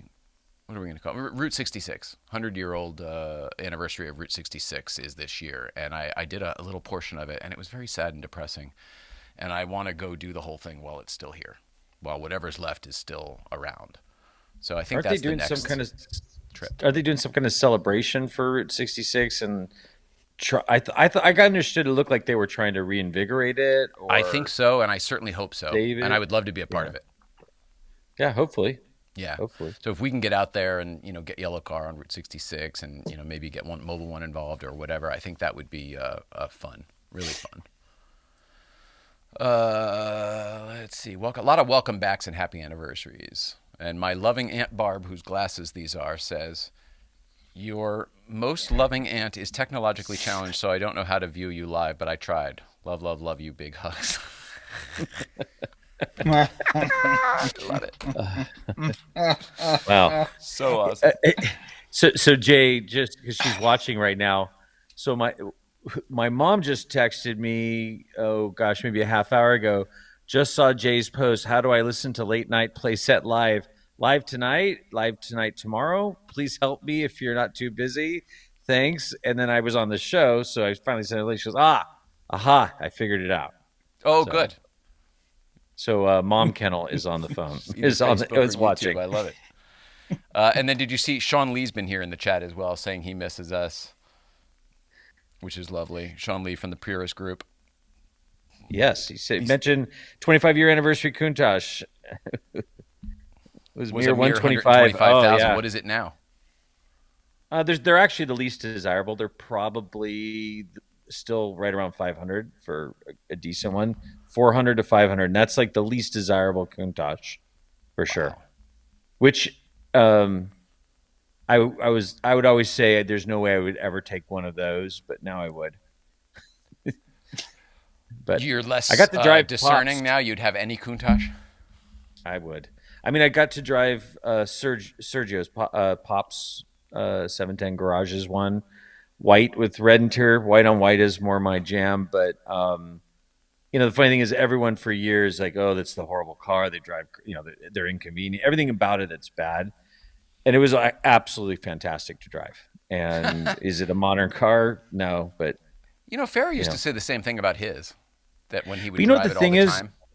Okay, so the sitting position is weird. It's not comfortable, but you're not using it as a car. You're using it as just this experience. It's this vessel for experience. And the thing about it, I like about it, and some cars I don't care for, is when you're going 40 miles an hour, 20 miles an hour, 100 miles an hour, straight on the freeway, doesn't matter where you are, there is not a minute, second that goes by that you're not reminded what you're in. Like, it is very clear what you're in. The experience happens. Whereas, like, let's say you get in an Acura NSX, which I'm sure, Jay, you guys have test driven an Acura NSX in your. We definitely did the NSX. Yes, we did. Was it a good experience, Steve? I don't remember. There were so many. But the thing about the NSX is, and the Audi R8's the same way, they're really good. But when you're in the car, they're so good at just being a car that they're relatively unremarkable, and you sort of forget what you're driving. It's just, an NSX is a really good Honda, and it's great at, air conditioning works great. It's comfortable. It's smooth. It's quiet. It can be rowdy when you want to. So, when you get a car like the Countach, and there's a few other ones like that in the Porsche world, Carrera, a 964 Carrera RS, they're just so unique and, want you to know what they are at every speed. And that for me is, if it's not a tool car, like a car to do a job, I want it to, if it's going to have really no great purpose, it better be exhilarating at any speed. and Yeah. least interesting, for sure. I overheard. I'm sorry, I was letting the delivery in, but the NSX was anticlimactic because we weren't allowed to. Not allowed to, but you know what I mean. Like that was on the fancier side, and probably maybe the most expensive car we ever test drove. Although the Viper was 65,000, right? That came out at 65,000. The NSX was more. It was like Yeah, the NSX was 80,000, wasn't it? Or do I have that name? In 91. No, it was like 75 to 80,000. It was very Yeah, expensive. and this would have been 94 probably we're driving them. Yep. Oh, that's why. Yeah. 91, there's no way, because they were hot things. But when you got to 94, there was a bit of a slump. People weren't buying those things. So, It was literally on the floor in the showroom, and they pulled it outside for us. It was on the floor in the showroom closest to the door, and they pulled it outside for us. Did you look responsible? Still don't know how you pulled that one off. Yeah. Well, I think, but Steve, correct me if I'm wrong, but I'm pretty sure some of those days we used to go in my mom's Audi, so we'd show up in a relatively nice car already and be like, "Oh, these are the kid. They look like rich kids, whatever. They can probably afford whatever anyway." Who did the talking? Yeah. Jay?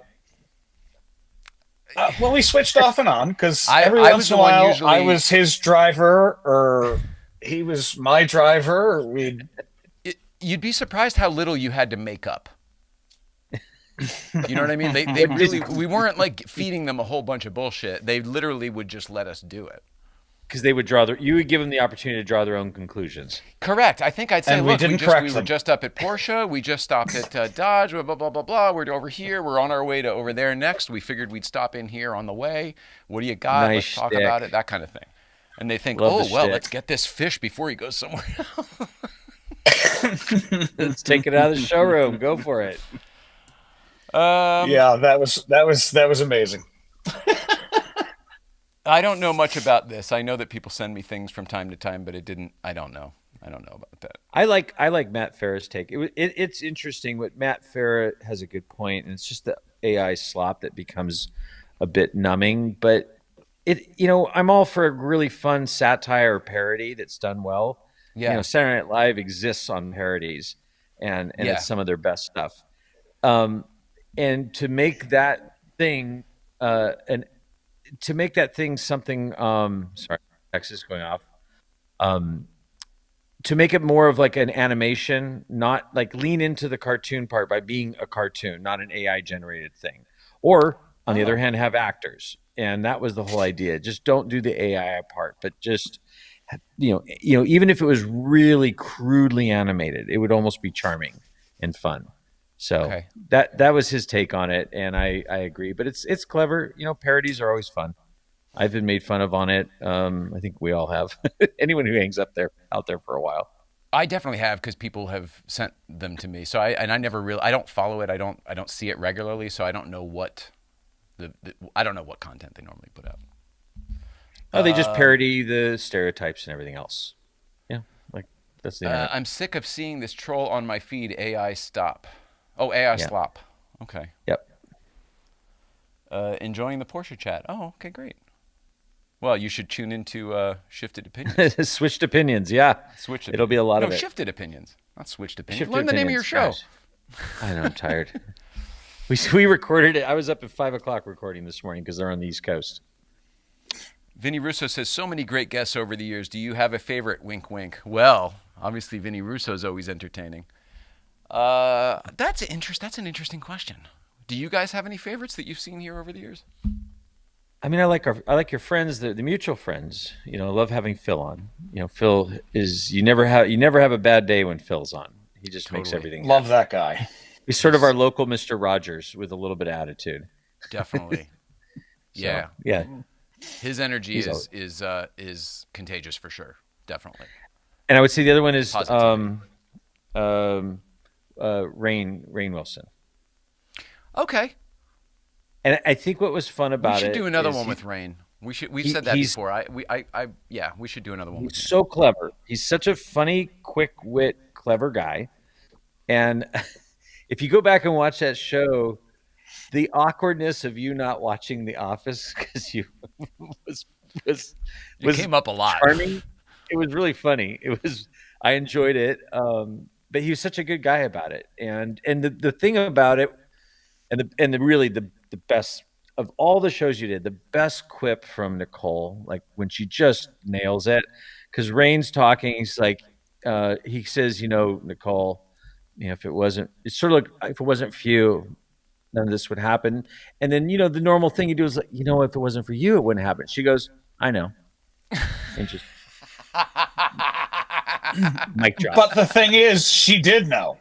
She did know. She was not wrong. And it was No, she wasn't. no, she's and it was just like, oh yeah. So if you haven't watched the Rainn Wilson episode, there are so many gems, and of course, I don't know if it was the timing, but the lost episode where it was a social studies human behavior experiment with Derek Whitaker, you and Nicole. Yep. And From the early life with the Ryans days. Yeah. A behavioral train wreck repeat over and over again. It just, nobody was innocent. The circle kept going around. Yeah, and you'd have a moment to out, and I think everything's okay. This is as good as it's going to get. And then one of you guys would just open mouth, insert foot, chew vigorously, and just say the stupidest thing that would just I tell you, like if someone was doing like teaching, human behavior class or one of those things in college, just watching that, you could just break it down like, okay, this is this emotion, here's why it was triggered, and let's see how they deal with it. Play. Yeah. Continue scene. And we watched it in unusual circumstance, sort of our own den wake in your living room. That was It crazy. Was a weird time. That was crazy. That was like sit and shiva, and then 20 I'm people gonna have to go rewatch that one. And it was we were in a weird space because I just remember Lynn Woodward coming in and just knowing that she didn't belong in that room at that particular moment because we were already on this weird train. It turned into funny. Yeah. She showed up too late. I think the train had already left the station. Yeah, I love her so much, and I felt so bad about that night. But it was the night after Nicole died, and it was like it was the closest thing to a wake or a sit and shiva where everybody came over, and then somehow just the conversation, and then people are medicating, both drinking and smoking some weed, some legal weed here in California, and I just remember that it came up somehow, and everybody was like, "What do you mean? There's a lost episode we've never seen with Derek Whitaker?" And he was like, he and his girlfriend got lubricated enough where they were like, "Let's put it on." So we all watched it as a group. Nobody had ever seen it. Well, this is how it comes on. We're just sitting talking about it. And you go, "Hey guys, do you want to see the episode no one else has ever seen?" And like. Well, it may have seemed that way to you. It came up with Derek because he was finally he was like, "Let's watch it and see how it is." And then we all watched it, and we were all like, we just went with the roller coaster. That when it was over, he was like, "You know what? Go ahead, put it up." Put it up. So it is. I don't know what episode number, but it's up there. Just look. What's it called? The Lost Episode. The Lost Episode. Yeah, Life with the Ryans. Yeah. The Lost Episode, or something like that. And it went up like right after Nicole died. Yep. Yeah, a couple days after. So, but anyway, those are my picks. I think they're good. Oh, Ian's great, and I would love for you to come back, Ian. I know we said that way back when you were here, like let's do a part 2, and that was years ago. But then you moved away. So if you're in LA, please come back because Ian's not only a great Porsche guy, but a very talented voiceover actor. You know his work. Oh boy, this is a long one. Hang on, getting out Aunt Barb's glasses. Jay. Welcome back. I wanted to ask you when you were on last week with Dustin, this is a long one. One of my go-to 80s tunes is One the Mighty Jungle, The Lion Sleeps Tonight. Oh, right. A wee mo way, a wee mo way. Collabed on When the Radio Is On. I remember hearing this debut on Letterman years ago, 1989. First off, were you associated with Letterman at the time, and how is Paul Schaefer as a person? No, I wasn't. I've never officially been associated with Letterman except when I stole an internship when I was a kid. Used to show up to work every day until they found me out, and then I didn't. Paul Schaefer, however, I do have a lot of personal experience with, and he's fantastic. But I feel like we talked about that the other day on Dustin's show. So if you were already off, go back and watch that one because I went on for a while about Paul Schaefer and how great he is. Let's see. I know we didn't do much tonight. I opened up mail. The good stuff is we found out what's going on with Paul Kennel. You're doing great. It looks like you have new AutoKennel merch. You were wearing a green hat the other day I'd never seen, and now this red and blue and white one looks great. Yeah, I haven't made them to sell. I just got hats I like, and when we made our logo, which for those of you, there's my Countach. Nope. There we go. There it is. There it is, Countach. But we made the hats. We sold all our original merch out, and I wanted to make hats I liked. So these are my tests. If they work well, maybe we'll make more. But honestly, I hate selling merchandise. It is the worst. Yeah, I really do. It's fun to give away. It sucks to sell it. Absolutely, and so I'm just not into that. We'll make some more when people are at our shop, possibly, but I'm not interested in doing it. I like my own hat. So we found out that Steve and I met bouncing a wedding, and that we used to test drive cars when we were kids, from Honda Civics up to Acura NSXs. What was the middle NSX? There was a middle. So we didn't start with. They didn't just pull the NSX out for us. There was a middle. Was it the Legend Coupe? There was a Legend Coupe that we drove as well. The Same Integra? color as the NSX. It was red as well. Do you remember that? And it had beige interior, and it was manual transmission. Back me up. Is that true? Could that be right, Paul Kennel? Did they make? Yeah, they had a a Legend. manual? Yep, They did. Legend Okay. Coupe manual, and I think they made them till 95-ish. That's when this would have been 94. And they Yeah, had really around cool looking wheels. They were really neat. Correct. It had like a 3.2 5-piece forged wheel. Not 5-piece. Yeah, it looked like an five-spoke forged wheel. Looked like a Mercedes AMG monoblock, kind of like their own version of it. But I remember, I mean, I had an Acura Integra. It was basically the Acura version of your car. It was an 87 Integra, which was, I think the Accord Coupe was Yes. the same car, fundamentally. I think they were same body at least. And yeah, so are you pulling up the Acura? Yeah, I don't But know if think Steve they will made remember this or not, but this is exactly the car that we, I don't know how to do this. I'm just going to save it to my photos. Otherwise, it's on Bring a Trailer or something. This was exactly the deal, and it'll probably bring back even the same interior and the wheels as I recall. Oh yeah. Oh yeah. Yeah. I think that was the same day as the NSX. I think they were like, we're Yeah, going to sell same these guys dealership. something. Yep. That would always happen too. Yeah. You go to Mazda to drive like the Miata or something, maybe RX-7, whatever, and they'd be like, have you tried the MX-6? Oh, we send you out in the MX-6. It was weird. Oh, well. I can't imagine that test driving cars is like that anymore. I would imagine nowadays you need everything. Firstborn. Yeah, I'm thumbprint. trying to. I mean, I got Signed into paperwork. Yeah. I mean, I'm thinking about for every maybe 10 cars we get, one we'll do a test drive with. It's so rare. Right. I mean, yeah, most people are, but that's different. But even the new car dealer, I don't know. I don't know if people are doing that, or maybe it's more strict. You have to have your license, insurance, and I think they can just say no.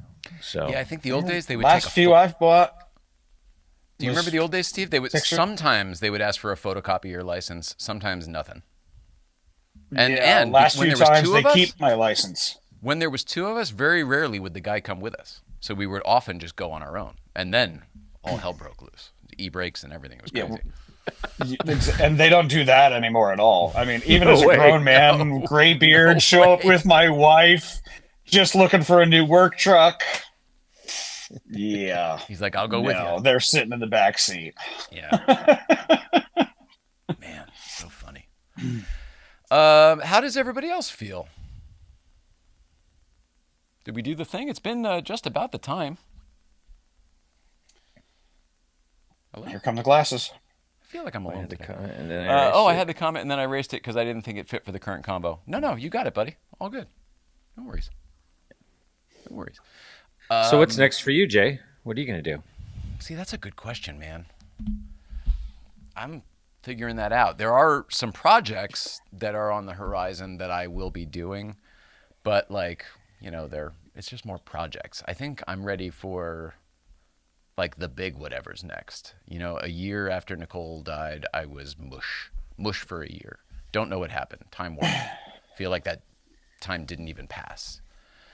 And then now I feel like this trip, especially the compression it put on me, it spooled up my brain again. And now I'm kind of like, what's next? Is it a job? Is it a, am I move? Like, do I move someplace? How do I start my life over? Because I don't know what to do. And the moment I get back, it's, oh, we're back to the old routine of doing the same old shit. You know, here we are in the studio. Hey, everybody, it's Tuesday. I like that, but it needs to change in some way, and add something else to it, obviously. I'm doing, like you, doing a bajillion podcasts these days. Last week, I did a podcast 4 out of the 5 nights, weeknights. Wow. And it's good and fun, but like, you know, none of those things are paying the bills. You know, they're good for mental health and keeping mentally spry and all that. But I don't know. Another trip, I want to do Route 66 for sure. But then I think I kind of need to figure out what am I supposed to do? Like what you've known me for over 8 years apparently. Like, what do you see? What should I do next? I'll listen to anybody who's got advice on this, including the audience. You know, I think usually you have to do what you think you don't want to do, and what seems the hardest. Yeah, and that's usually the right thing to do. Almost always. Except I don't have there's this or this, and this is the easy way, and that I shouldn't do, and here's the hard way that I should do. It's more like, you know, here we are. Let's throw it all out the window and imagine we could start from scratch. What do we do from here? And sometimes that's good to do, by the way, because sometimes you need to throw the map of what got you here away so you can start fresh. That's where I feel like we are. Yeah. It'll be uncomfortable. It'll be hard. All that stuff. But that's kind of what will probably be right. I think I'm done with the uncomfortable and the hard. I think whatever's next, even if it's big old change, is going to be easier than whatever I've been through. The loss and the compression and all that other shit.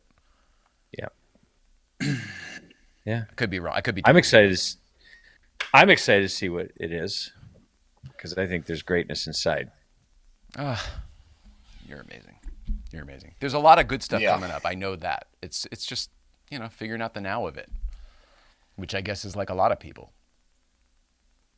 You know, oh, if I could just get over the hump. Oh, just this, you know, that kind of thing. So I know I'm not alone. That's for sure. Nope. No, because we all have our rhythms in life. And this road trip, you had a lot of rhythms. It was hurry up and wait, hurry up and wait, hurry up and wait. Over and over. But I don't want to hurry up and wait anymore. Yeah. I updated my LinkedIn from the road because, like, you know, I got putting the mobile one thing on. I hadn't done my LinkedIn in 10 years, probably close to it. And so now I get like the job updates, right? Like real jobs, you know, like actual real jobs. And there's so many things that come up that I'm qualified for that I could do very, very easily that would pay very well again. And every time I'm like, ooh, I should do that one, I get a little, like, the equivalent of a tap on the shoulder that feels like Nicole in my ear being like, what the fuck is the matter with you? Like, you did all of this for so long, you're so close to whatever, that why would you just go bail now? And I'm torn because I feel like, because that's what I should do, to go be responsible. It's a safe choice and everything. Or, well, maybe I do have it. Maybe you're right. Or do I sit in the discomfort? AutoKennel, I got some to think about. Well, listen, she didn't train you to go have a regular everyday job. I know, but right now it's very attractive. Very attractive. Absolutely. Structure, money, security. And me in that's all very construction, attractive I can right now. absolutely understand that. But I know that you're very right, too. uncomfortable. I know you're right. That's why she's the one tapping me and talking in my... Yep. And the hard part is when you've been, you know, I haven't worked in an office since 95. I haven't been like in an office sitting around people since 95. I haven't worked for someone since 2005. You couldn't go And back. I am so unhireable, No, me either. unemployable. Holy crap! Well, no, you did great for like the first week or two, but then no, this is. I've always been in charge. I would get through the interview, and that is it. And then the first day of meeting with HR, I'd be like, "Oh my god, it's just like Dilbert said it was." Ugh. Oh, we didn't even have HR the last time I had a job. Right. They called it accounting. Go to accounting. Yeah, there's Kip Marshall. He says my buddies and I were test driving cars in high school for sure. Oh, I didn't see the in between. Wow, like my buddies and I were test driving cars while high, and I'm like, wait, what? I saw that so quick, and I was like, wow, that's brazen. I just saw my buddies and I were test driving cars while high. I'm like, oh, there's in. Okay, I didn't see that. Hey man, can we take out the NSX? Yeah, sure. Your buddy just was here with his friend. Well, that's the other thing too, is I was so straight edge when we were kids. I didn't drink, I didn't smoke weed, I didn't smoke cigarettes, I didn't do anything until I was 21 years old. So like, Just you know, test drove. I really sold, yeah, exactly. I really sold the clean cut kid. You know, I usually showed up in khakis. You know what I mean? Like, Oh yeah. Yeah, and a button-up shirt. looks like both some of prep us. school kid. I could just see, like, you know, the bulletin board where the salespeople have to hang their license, like driver's license, and they're all like pinned Yes. up to the, and there's All like their a thing that looks sort of like an FBI most wanted with you and Steve. Yeah. You know, beware of the Yeah. habitual test driver. They're going to come in. They're going to be dressed in Dockers and loafers. They're going Yeah, to we talk covered about such how an you're- area. Yeah, and we you know were what's from funny? New York to Connecticut and everywhere in between. But the thing that's funny is that we would go to the same places multiple times, and they just kind of got to know us as, and it wasn't just always him. Sometimes it was me, sometimes it was another friend. But I was doing this for years, and I mean, everybody knew me to the point where it sort of almost became like you. We're like, whoa, what do you want to drive today? Like, you toss walked you in the door, keys, the you know? guy, they throw the keys, across the Yeah. floor. Yo, Jay. And I think they also knew that because I'm bringing different people in every time. Sometimes it was like, oh, it was always intermixed bullshit with real stuff. So like I'd genuinely, oh, my mom's looking for a new whatever the fuck, and she did buy a whatever the heck from somebody, you know, that kind of thing. Yeah. So it all went a long way. Perfect. I love it. Go back to now. All you do is go do that again. Just now you have a body cam and you have a Patreon. Oh, funny, yeah. Well, so I'm there's game. that now too. Like, you know, when it comes to the show and the YouTube of it all, and the you know, you mentioned Patreon and making a success.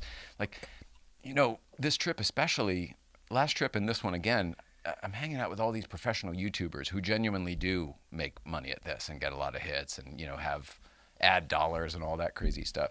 And it's like, well, shit, if we did want to start something new from here, kind of like what you're doing right now, we probably have a lot of support and could probably push it out a little better than we ever did with Late Night Playset, with all its different names on my personal YouTube channel from 20 years ago, with all my movie prop stuff on it and everything, you know. Like, we never really sort of did a fresh, clean rollout of a new show. And it makes me wonder if, like, oh, maybe that's something we should investigate. You know, change whatever. I don't know. Who the hell knows? On and on. It's a bummer that nobody tells you what to do or how to figure out life or how to, like Troy said here, it's like, I don't know what I want to do when I grow up either. Like, that's what it feels like. Mm-hmm. Like Yeah. my kids didn't come with instruction manuals, but that would have been helpful. Yeah. No instructions for the kids. That's a bummer. I wouldn't know what to do if we had kids. Jesus Christ. Now they do. It's YouTube. You know, how do you breastfeed? Oh, wrong channel. OnlyFans. Oh my God. Wrong channel. Hilarious. In my opinion, start a new channel. The old ones hold on to the algorithm. Yeah, I know. It's interesting. That's what some of these guys were telling me too. We'll figure it out. I don't know, but I'm open to suggestions. So if you have them, leave them in the comments on this episode. In the meantime, my buddy Steve, I love you so much down there in Florida. You know, Love you, brother. I don't know what I would do without our little therapy sessions throughout the week. You've kept me sane this last year. You've done the same for me. No, that's good.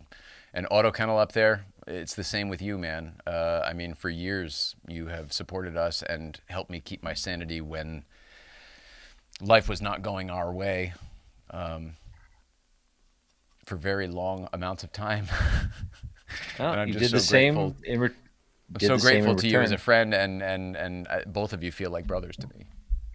Yeah, and thank you for being there in a very difficult time. So I am very appreciative of that. Very much so. Yeah, because it's very rare in life that you find people that are real people that you can connect with and you feel it in your heart, in your soul. Yeah. And that's a big thing. I'm discerning that way. If I don't feel that, I probably don't necessarily want to be around you on a regular basis. He's nodding his head. Steve, I feel like you're similar. Is that both of you too? Oh yeah. Well, my dad famously used to joke, "I'm too old for new friends, so stop trying." Which Still gets me. if you know my dad, that's on perfect. brand. Perfect. And as you get older, you start to realize I know what he means by it, because it's you only want real friends. I'm always open to new friends, but finding real friends is so hard. And I don't know if it's hard because of where we, how we live, communication wise. Is it people have changed? It's just because we're getting pickier. I'm sure the latter. I'm definitely pickier who's going to be my friend. Discerning. Nicole's word was discerning. She was always trying to Thank get me you. to be more discerning, so I'm trying to be discerning at this stage in my life. Yeah, everyone will want a piece of you, for whatever their self-interest is, and trying to discern which one of those is worth giving yourself to. Gets harder, because if you do, you want it to last and be, significant. And we all kind of shy away from putting ourselves out there in an early conversation because of experience. Yep. Even though we're craving the closeness, the intimacy, we're still afraid to put it out there first. I think so. Right. So, yeah. As you get older, I think that becomes more so, because you become skeptic. You raise an eyebrow. And we've only got so much time left. Yeah, and you nailed it, Steve. Time is it. And I mentioned this the other day, but when I was going through all I had so many therapists, physical therapists, occupational therapists, recreational therapists, and when I was going through all of that, they have you talk to a psychological therapist. Like, how are you coping with immobility, and going from a hospital environment to a home environment, which was, man, that was one of the most painful things outside of just the sheer pain of the surgery stuff. And I remember she had let me pull it up.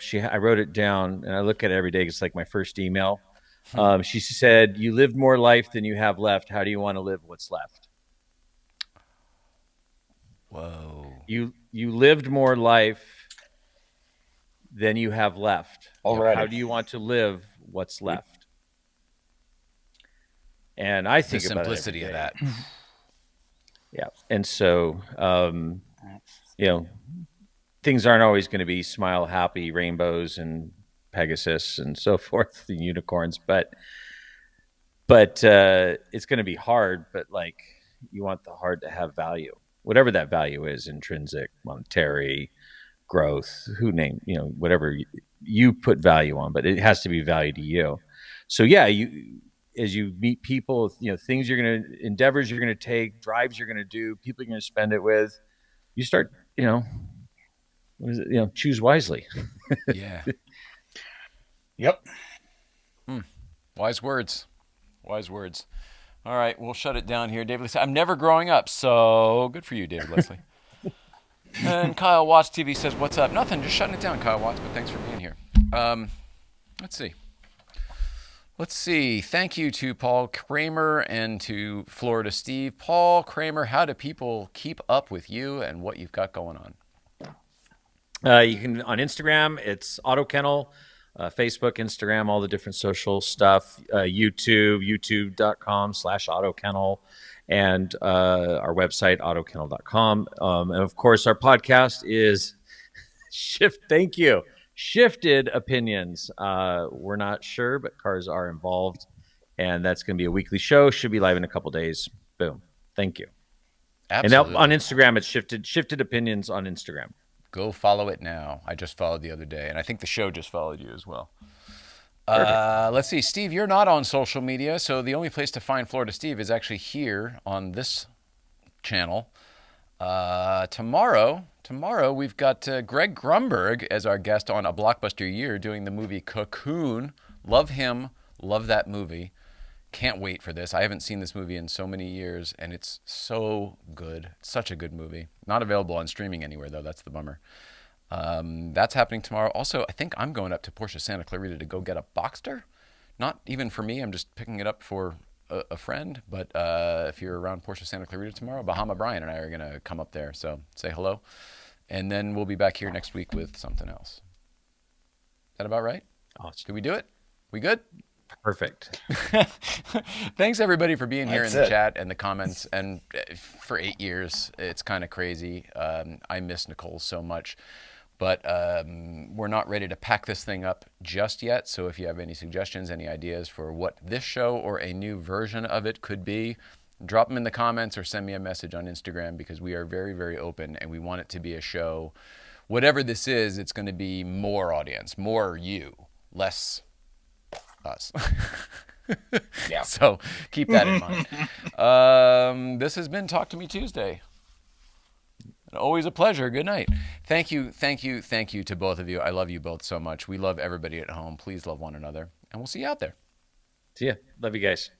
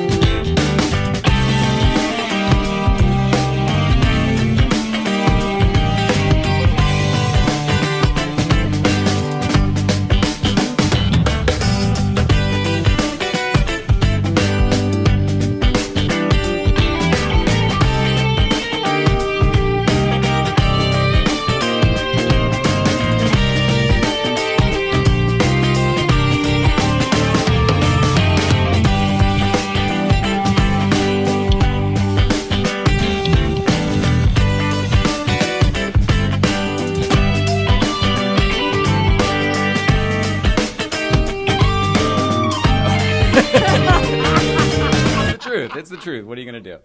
No biggie. Oh, we could always do this. Ready? Oh, Hello. oh, meow, meow. Hello. Hi, meow, meow. Prettiest animal ever. It's funny, I said the David Letterman influence the other day, but I really should give proper credit, because I do believe this would be Merrill Markoe influence here, and I just want to be fair there, because our dream would be that Merrill eventually someday hears about this show even existing and would come on as a guest. That would be my We're dream. friends on Facebook. I think I'm going to go bold and tag her on this one. Okay. Because her name Because comes up a how lot. could you not? There's so much influence. Oh, God. She's so pretty. Arr. Arr. She's doing her best pirate Pirate. impression now. Most people didn't know that we had a cat that did impressions.